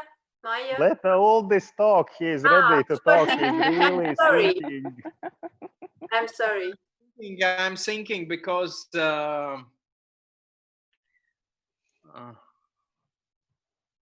what? Yeah, what do you think, Jutta? We are together. For what we are together? Of course, we are together today at the evening with Tanya, with you and others. But I'm thinking about values too. Which values? Tell me about those values. No, just a rhetorical question. of course, I'm happy to be here today. It's a big virtual birthday. I can't remember the last real birthday. I can't really remember. And I should say I don't like birthdays anymore. Yeah. No, let's open discussion maybe about birthdays. Why we like or not celebrate birthdays? Because I'm a little maybe stupid idea. We don't know really our birthdays and the date. We hope somebody, we have, our parents or doctors are telling, but it's really, is this really so important? No, it's just, yeah. What do you think? Does Maya have something to say? No, okay. Or Henning is writing lots of in the chat. We are chatting about German guilt and that Latvians don't have enough, I would say. Like there is this, like in Germany, you don't sing German anthem and you don't like make the flag and everything. It's like, yeah, it's not good taste, I would say. But in Latvia, this patriotism, I would say, yeah, it's okay. I understand that, but I'm still those how we, and we, I mean Latvians, maybe if let's like make concrete, like came from this hope and coming like together and opening borders and traveling and everything is possible, came to this that now we are like talking about who we will not let in, and we can go everywhere, and but we choose who will come to us. And what about LGBT rights in Poland and what happens in other like Eastern Europe countries? It's for me personally, it's scary, but it's just like, I'm sorry, I'm spoiling the mood and the birthday, whatever, but just my thoughts. And Eva said that Tanya wants to say something, right? Is it true? Where is Tanya? Tanya? Yeah, Inga, just say, please, please. I lost the question because I was talking to Ilmars about some other stuff. What was the question? But I heard something about LGBT rights, which is totally. In Latvia, we don't have. There's no still law for same-sex couples, and it's a shame. And we haven't ratified Istanbul Convention, and it's a shame. So there are a lot of things to be ashamed for. So, but today's birthday, as you told us, so. But so let's drink to brighter future. That yes, and there will be this law. Of course, there are people who are doing not only. I don't want to shame everyone and to cover themselves in this dark shame. No, there are people who are doing and talking again and again about this absurdity of our situation.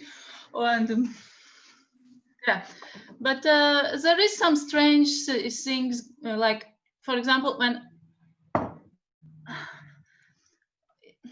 how many years ago, it was some 3 years ago, or when 6 refugees came to Latvia, 6 people, and some 100 idiots were protesting at the Freedom Monument against them. So, and as I know, oh, my kid fall down. Okay. Your kid fell down. Yes, because she's watching her. She's not watching this performance. But what I wanted to tell about refugees, yes. Nobody of refugees want to come to Latvia because we are so unfriendly. We don't have ideal climate, but it's not the best because refugees are loving to go to Iceland or their climate is more shitty than in Latvia. But so nobody wants to come to Latvia because we are unfriendly. Our system is unfriendly. So Martin, you can be confident they won't come to us. They don't want. And we can stay in our little village with our heterosexual marriages and without and sing. So happy birthday, everyone. Happy birthday. Thank you, Tanya.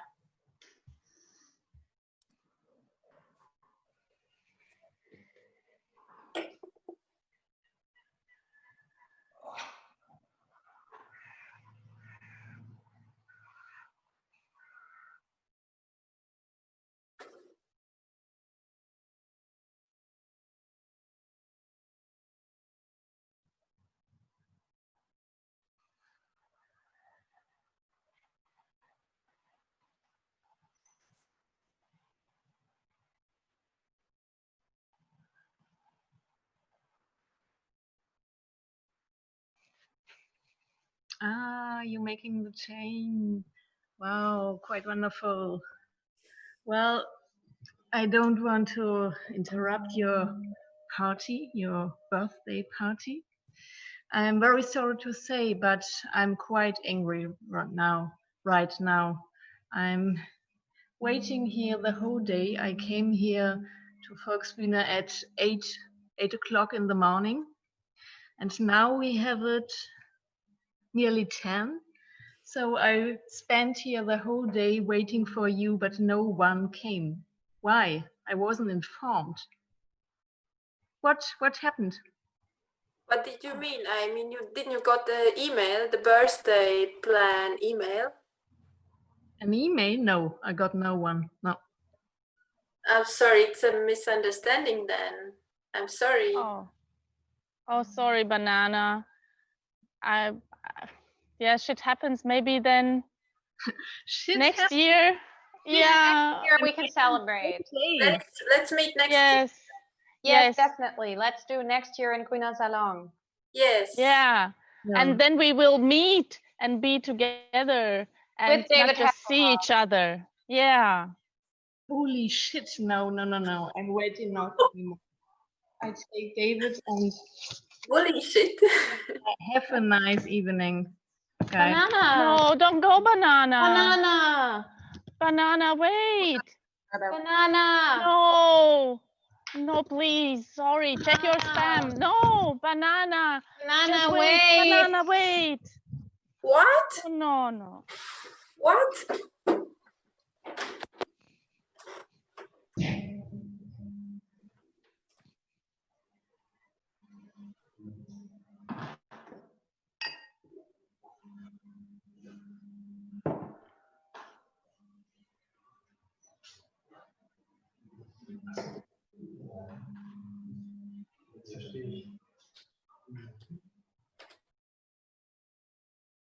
Degna, how do you start such kind of rounds in Volksbühne? For me, it was quite an exciting day having two performances with you. Today at 4 p.m. we had our premiere after 1 year, and it was not planned until April to have a digital Post-West festival so far. And well, but yesterday, maybe I have to introduce. I'm Digna Martens, working as one of the dramaturgs here at Volksbühne. And yesterday I came here, and there was something. It's strange to explain, but something has changed, even though we have a digital festival. So and for me, it's the experiences, getting to know Anita, Maya, Martin, and Jutta, who came to us 2 weeks before. She replaced one of our actresses, and it was such a long journey. And yeah, finishing it in this way, for me, it's not the festival as planned, but we have a kind of festival. Yeah, just to say. Yeah, maybe for the people who are in Latvia, maybe we can just say that this performance is a part of Post-West Festival, which is a festival of Volksbühne in Berlin, right? With Degna as a dramaturg and Alina Alishenko was the curator, I would say. And yeah, Wipke too, who participated in the performance. And actually it was planned live. The idea was that all productions which were specially made for the festival, there were artists from Hungary, from Poland, from Lithuania, like three different projects from Latvia, Kosovo, yes, Prague, Czech Republic, and so on. I hope I didn't forget somebody. And it was the idea that all projects will be shown live at Volksbühne. This was the beginning of the festival, and then the pandemic happened, and there was this very short period of time where there was this decision made that it's not possible to postpone it for a long time, and let's make it digital. And because Maya Pavlova and Martin already did something similar with Tanya Riga, that they adapted the performance for Zoom. There was this idea, let's try to make this performance for Zoom, but there is difference. Tanya Riga was made as a performance and then adapted for Zoom, and we made it totally on Zoom. We rehearsed on Zoom. We were in 2 different countries. That means like from the beginning, it was crazy process, I would say, for me. And I'm Arnita. I was a performer and a dramaturg for this performance. I'm very glad that we still made it. Me too. Yeah. Cheers. Yes, cheers.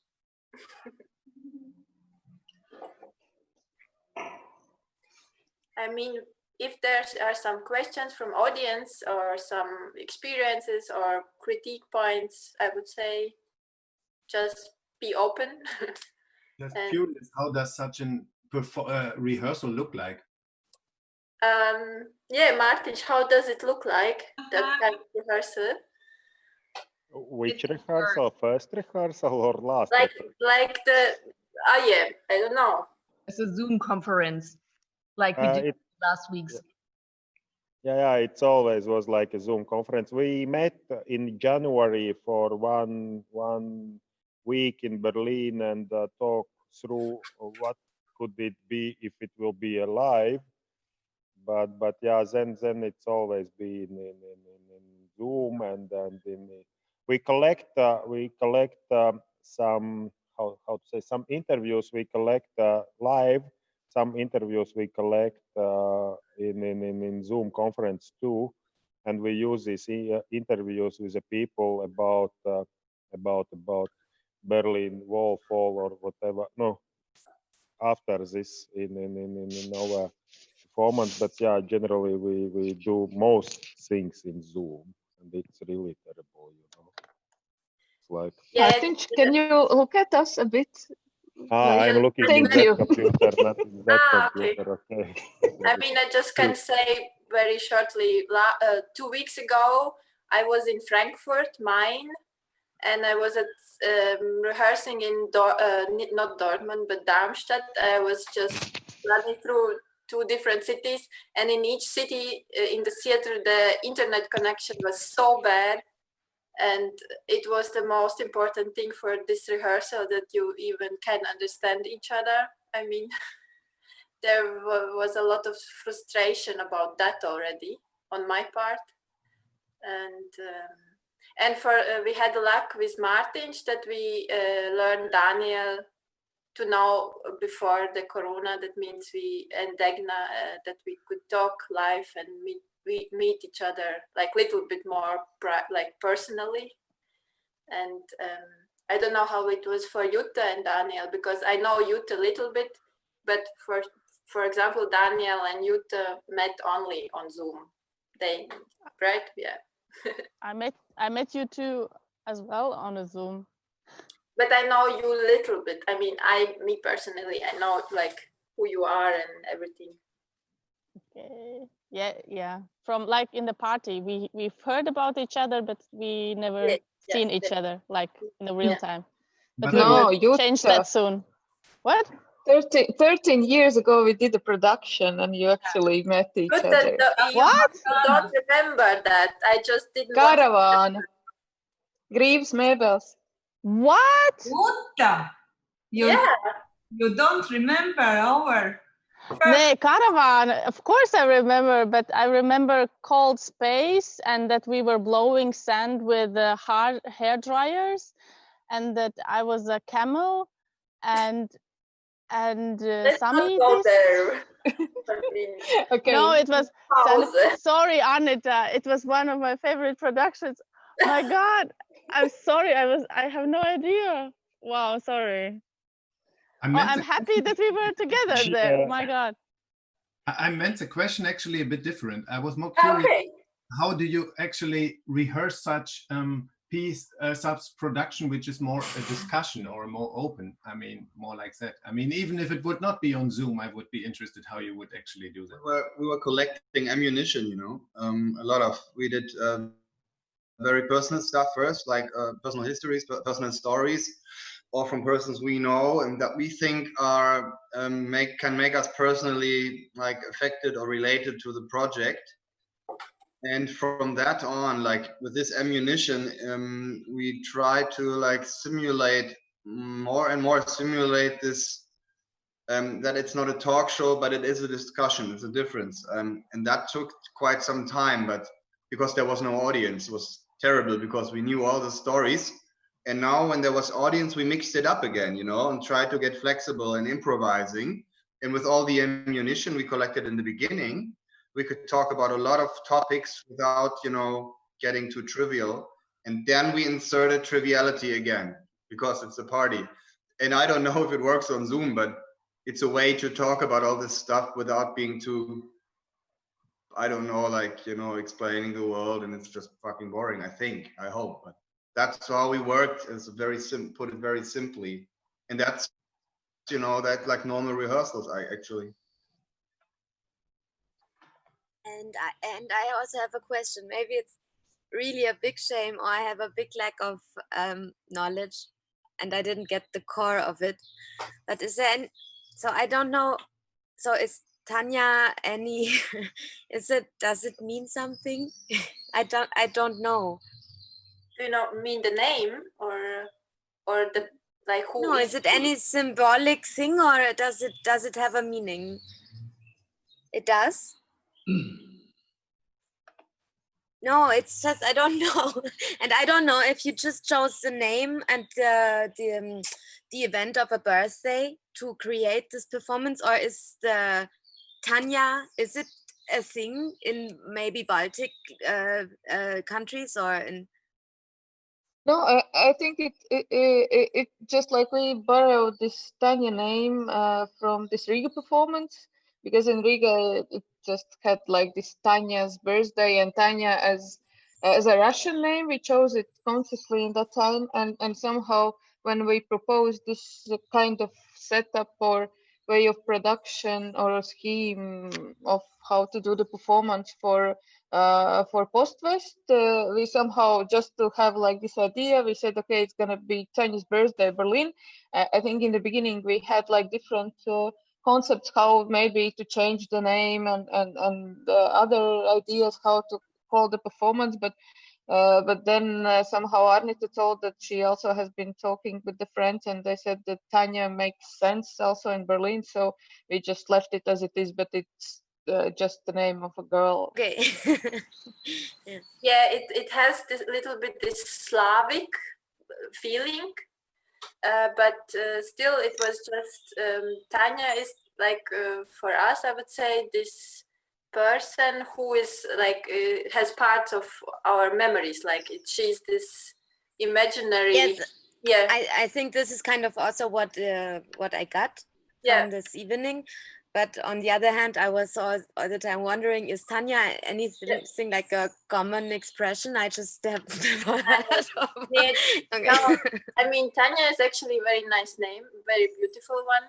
Actually, I would say in Slavic languages, it will be Tatiana, and Tanya, I think, is like the nickname of the big one. I mean, Tatiana was the very important part of Yevgeny Onegin, like one of my favorite stories. But so Onegin is so sad. Yes, it is, but still, she was Tatiana. But I mean, I just want to say, yes, in Latvia, it's connotated as a Russian name. But I hope it can change. It's about change too, like about stereotypes, I would say, right? Like you expect that she's Russian, but maybe she isn't. I don't know. Jutta is still completely like in a, she's saying all the time sorry that she forgot me. It's like so funny because I knew it already before that she forgot me, and it's not a problem for me. But it's so interesting that we were rehearsing for 2 weeks and you just let me talk. Yeah, we just haven't never met and blah blah, and of course that makes it bigger now. And then we talk on the phone, and I'm thinking, yeah, we have so many similarities, and we both like moved to Berlin 10 years ago. Yeah, but we were on the one show 13 years ago. But I'm thinking now how my brain works, so that this Latvia story or performances were there, and now I know Martin told me Arnita, this dramaturgist who lives abroad, but she never said in Berlin. I don't know, but I never connected them, and I'm just wondering. Totally two different Arnitas. Yes, in Jutas as well, of course, but maybe I apologize and I leave the topic. Yes. Leave the toast. But you know, if I would be Arnita in this place, I would use it in a performances. What? I was really nailed in some moment, Jutta, with this knowledge that she don't remember you. Yeah, I will use it for something else. At some point. But maybe somebody has something to say. We talk so much ourselves. Was there a big difference between the other performance you had earlier today? Oh yeah, I think it was quite different. Maybe Maya can say because I didn't saw it. No, I was just because like we had the premiere at 4 o'clock Central Europe time, and then again the second performance, and they were quite different. And what really makes the difference is the audience. I would say that it makes it go like it completely changes the story, and well, not completely, but you know, it changes the atmosphere of the performance and where it goes, and what how is the end. Because I think the first one was much more, it was sadder, you know, more sad. It was about like trying to reach people and not really connecting, and somehow trying and missing, and it was beauty of it, of course, but then this one was more about the connection and more about the discussion than yeah, so they were very different. Maybe in Diana? performance. Yes. Yeah, I was still thinking, like you said. Jani, pagaidi. Jani, can I ask Diana, was before she wanted to say something, and then maybe you. I'm making a list. Es gribēju pateikt, ka es esmu bijusi uz 3 izrādēm, šo ieskaitot. Viena bija Ģertrūdes ielas teātrī, otra bija pirmā izrāde, kas jums bija internetā, un šī izrāde, un tad es pateikšu, ka jūs, es varu izteikt tikai komplimentu, jūs ejat līdz laikam, un tas ir baigi forši, ka jūs reaģējat uz to situāciju, kurā jūs esat. Jo tad, kad es skatījos to Taņas dzimšanas dienu klasisko, tā bija baigi foršā, bet pēc tam otrais, ka bija internetā atkal tā 9. māja krievu tēma, tas bija tā bēdīgi jau, cik tā var. Tas vairs nav aktuāli, bet šitas bija atkal aktuāli. Baigi forši, paldies jums! Paldies, arī. Paldies. I would just say that Diana told that she saw all 3 performances, right? The original Tanya in Riga as a performance, and then the Tanya Zoom variante, like the online, and now this. And she said that she liked the original Tanya very much, but then at some point, was it like in the Zoom Tanya Riga performance, it was like, oh, it's quite old topic already, maybe something new. And now she said that this performance somehow connects more with the problems and with the time in which we are now. It's like very Thank you. Dankeschön. Danke gleichfalls. Yes. Janis? Yeah. I was just saying. I have a question for Degna Maja. I have a question for Maja, Degna, Martins, and maybe Arnita or Jutta. A lot of Latvian actors and directors are speaking theater is possible only in theater. What do you think about future of this kind of performing, or of course, Martins, maybe? Yeah. I could say that I still prefer traditional theater, of course, for me. But there is a few things which could be taking forward. It's one that this kind of theater can be more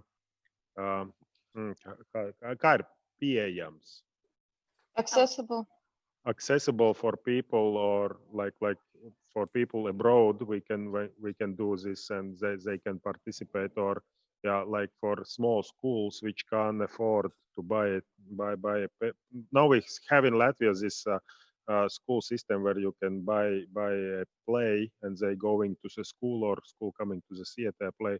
So it can, this kind of streaming theater can give these opportunities for people who can't participate in a normal way, but then they can get accessible theater or art, every kind of art, music or whatever.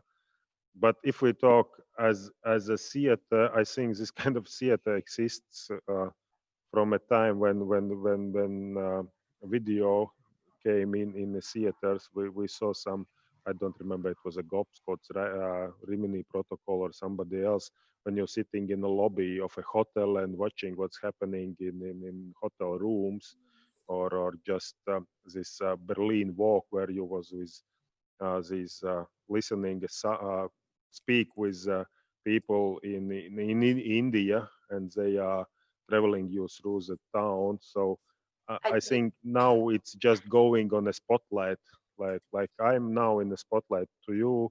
This kind of theater is a spotlight because of where we are, and I think it will keep a place what it gets now. That's my opinion.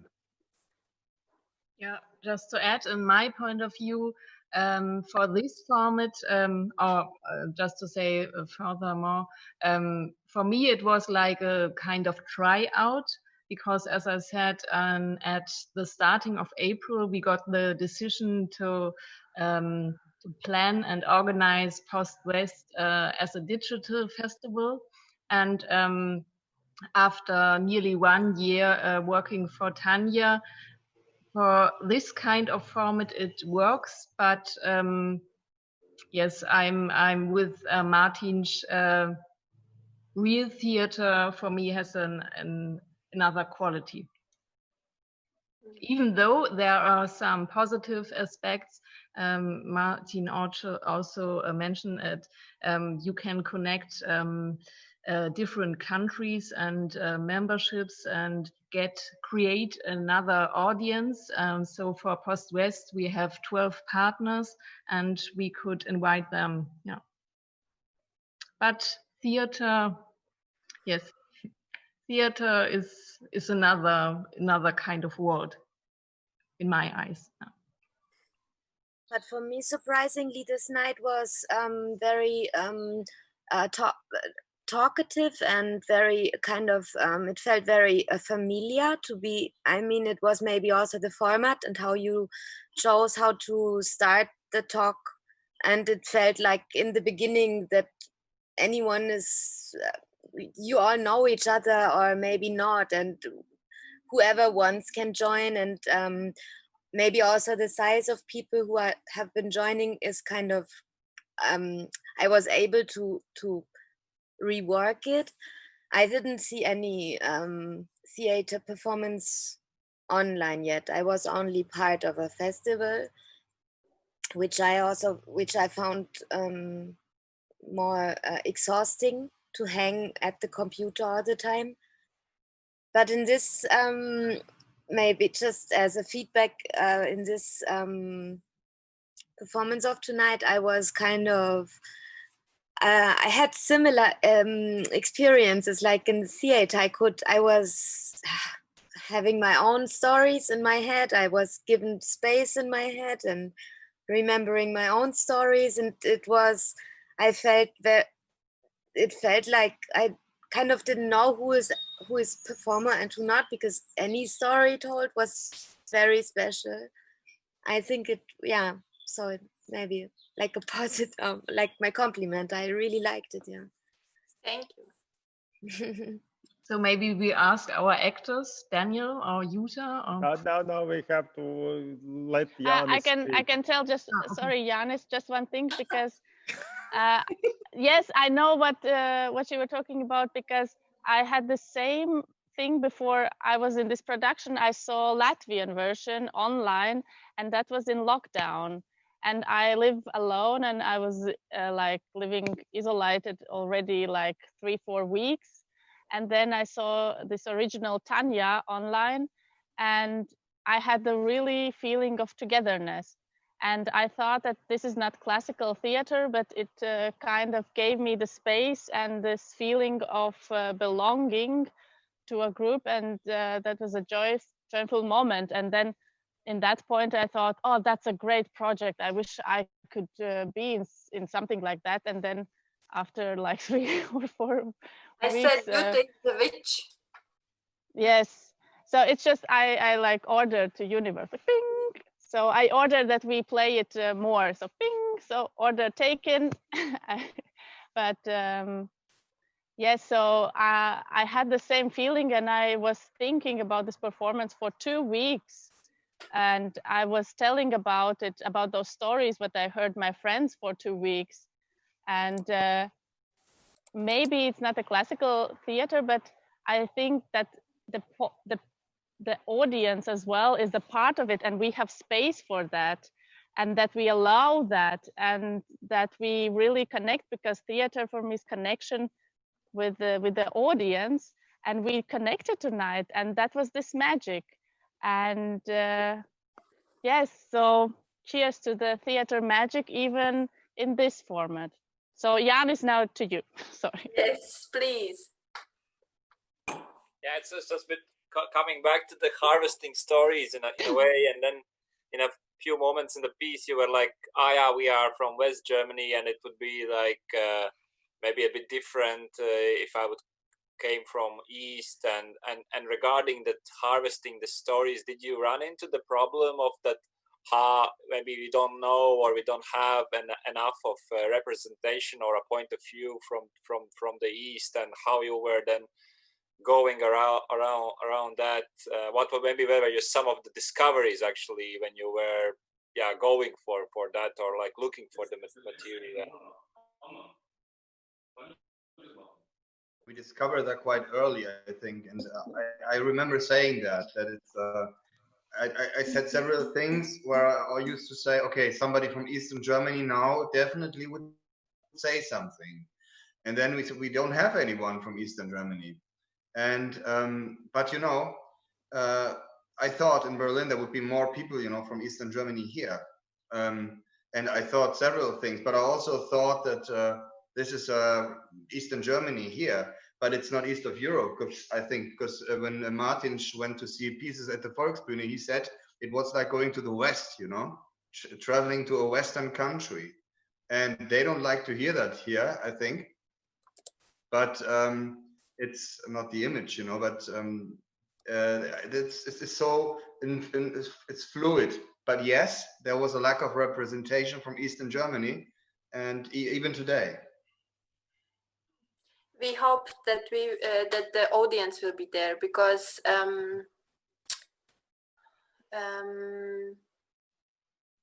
actually there are some materials which came into the performance. I mean, this painter who we sometimes tell or not,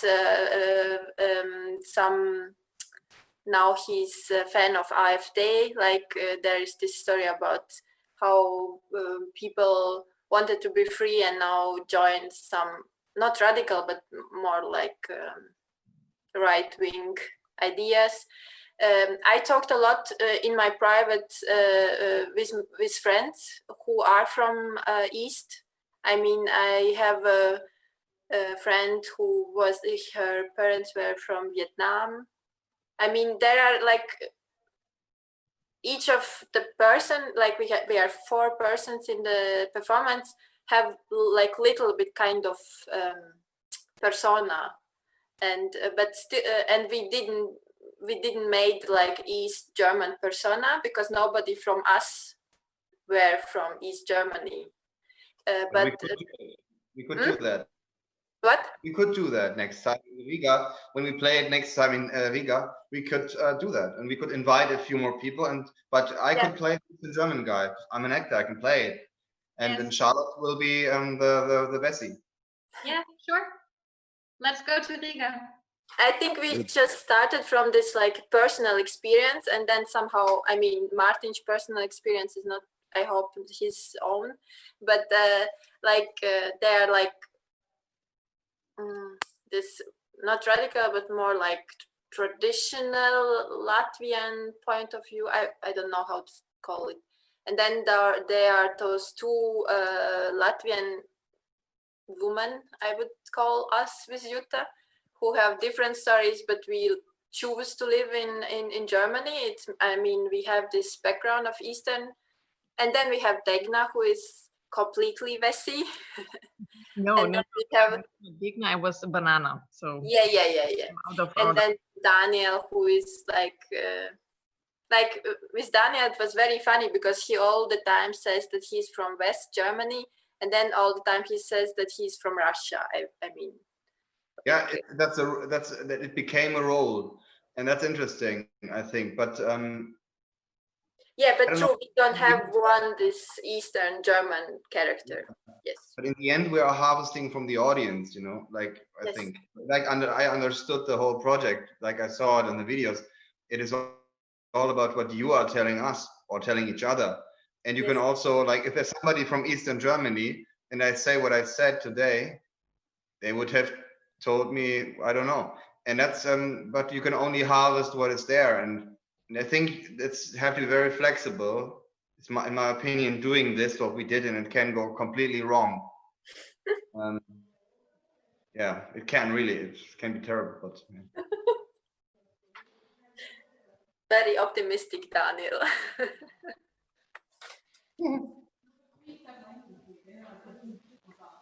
It's a good thing if it can go wrong.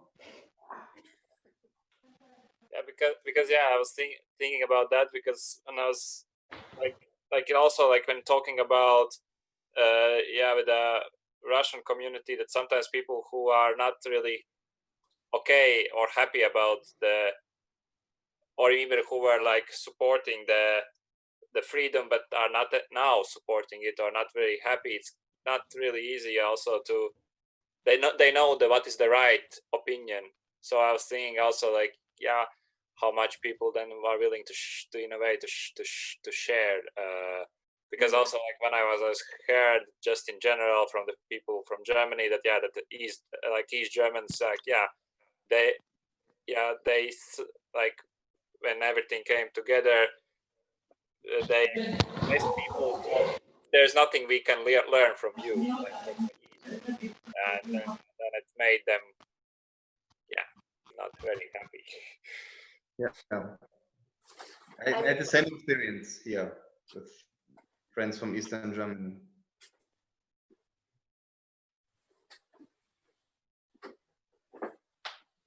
Okay, I will be a party breaker. If there's no more questions, then we say to everybody, thank you and meet you in. Yeah, I know. I have a holiday tomorrow, and day after tomorrow, I'm going to the seaside to swimming and taking how it calls sun baths, for 2 days. Not longer. But Okay, Martin, you can leave. We will talk. I just wanted to show this to Janis. It's just Spiegel Spezial. It was for the 30th birthday of Uniting Germany. And there are quite a lot of articles I used as a feeling but for sure, it's just really interesting how people are still sad that their history or this kind of feeling of East Germany is so not valued, and how the conflicts are still there between Eastern and West Germany and the people. That's something that I was getting quite present in my mind while watching you, because I was, like I told you, I was 8 when the wall was falling down, and in my life there was no change, nothing changed. And just when I got older and I got friends came from eastern part of Germany, or my sister's living in Berlin, and so this is how I realized that they just had a totally different childhood, and so many just started from the thing that their mothers, they all went to work, and our mothers, they all stayed at home. And also I think that there has always been this light atmosphere that, or not slight. I mean, I kind of was raised in this, that there's this Western part. This is like the proper thing, and then there is Eastern Germany, and the houses have no colors there, and they I don't know, everything tastes less, and so it was like this was transported to me in my education somehow, and it wasn't done much of bringing in the values, like maybe Anita, you said. I think what we forget is, and I am totally in yes, this what we didn't manage. Maybe we tried it with the Latvian part, because we have this feeling of Eastern, maybe that the West always looks at us as those naive people with the bananas and everything. Maybe this is the connection to Eastern Germany, but like the thing is, like, they didn't choose to become Eastern Germany. It was quite the same, like, occupation. I mean, the people didn't choose to live like in this country, and that's why I sometimes have the feeling like the people in West don't understand that how many how much energy and like the willingness to break out of this actually like jail or something. I really I can understand the pain for sure. And, But yeah, I think there is a few more things which are like I have lived a little bit in the Soviet times, so I really know that this socialism is not working no, in this way as it is. And now I'm living in capitalism, and I can feel it's not a perfect system too. So I have these two knowledges which tells me that only one thing which is really good and working, it's a democracy. social democracy. It's no. When for me, when it's coming a word social, it's always starting because it's like this word social in eastern part is really in that moment getting history. I mean what Arnita means, and I think yes, in this meaning, of course, the social, like I don't know, yeah, it's, but the democracy is, for me, is the only thing which is really to be fight for. But I mean the high level of capitalism is not democracy anymore. I mean, Capitalism not connection with democracy at all. yes, it has. These are two different things. It's just a material stuff of the world, how you look at socialism or capitalism, and democracy is something else. That's why I want social democracy. Somebody wants a capitalistic democracy. There's money only way, which is voting. Yeah, me and Martin, we are like, I think brother and sister or something like that. We can go on and on. But yeah, and another thing what I really like in last text is about tasting.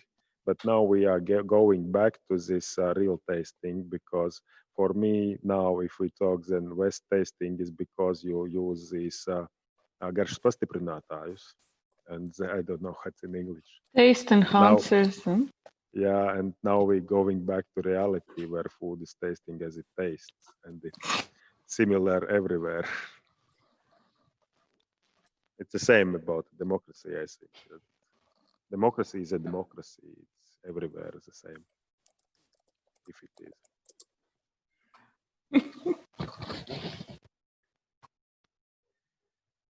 Just for your next performance, I think Anita and Martins, you could really picture very nicely like a couple who is fighting quite bitchy.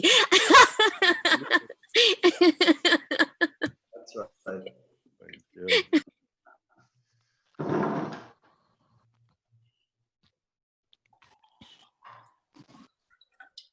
Yeah, maybe this is my point. Actually, you need to know people that you can fight with them. I mean, like for real, like talk and discuss. And I think sometimes we are afraid too early before we start the conversation. Yeah, and if the Westies aren't loved by the Aussies very, very quickly, they get lovesick. You know, and they get angry. Oh. No, yeah, I think sometimes it's very, very simple, and the other way around. But yeah, democracy tastes like. Yeah, I don't know. We were giving them money. We were giving them, you know, and what do? They're complaining all the time. You know, of course there are stories. There are stories behind that. You know, and that's the greatest thing. What you just said. It's just. It's personal, you know. Politics is always personal, and that's the good thing about this like concept of Tanya. I think that it's easy to, with the audience as an actor and as a partner, it's easy to get personal. Like everybody, when someone of the audience is speaking, everyone is like, yeah, that's because it's interesting. Yes, but that's a nice thing. But I have to leave now because They didn't even want to let me in here again. I said, I'm working here. And they said, yeah, some crazy guys from Post West, like on the stage, and we have to chase them, and they're very angry. Okay. I think it was the Hungarians. Are they locking the door? No, but they're doing, yeah. I had to shout at them, right? And I want to get out. Fed up with this. Need a holiday. It means that there is no freedom in the end. At the Volksbühne. At the Volksbühne. But really, thank you all for coming, and it was nice experience. It was really nice, and thank you very much, because I was thinking about one sequence of Otto by Otto. He was he tells it's a birthday. We should stop to read about this, and this was in some moment as usual birthday in Latvian. We have really at the end of normal birthday krach, yeah, in German, yeah, and this helps me to feel thanks Otto as in yeah, real birthday party. Yes. And you all, thank you. Thank you very much. Thank you. Thank you. Thank you for joining. Thank you. Thank you for making it special. Yes, of course.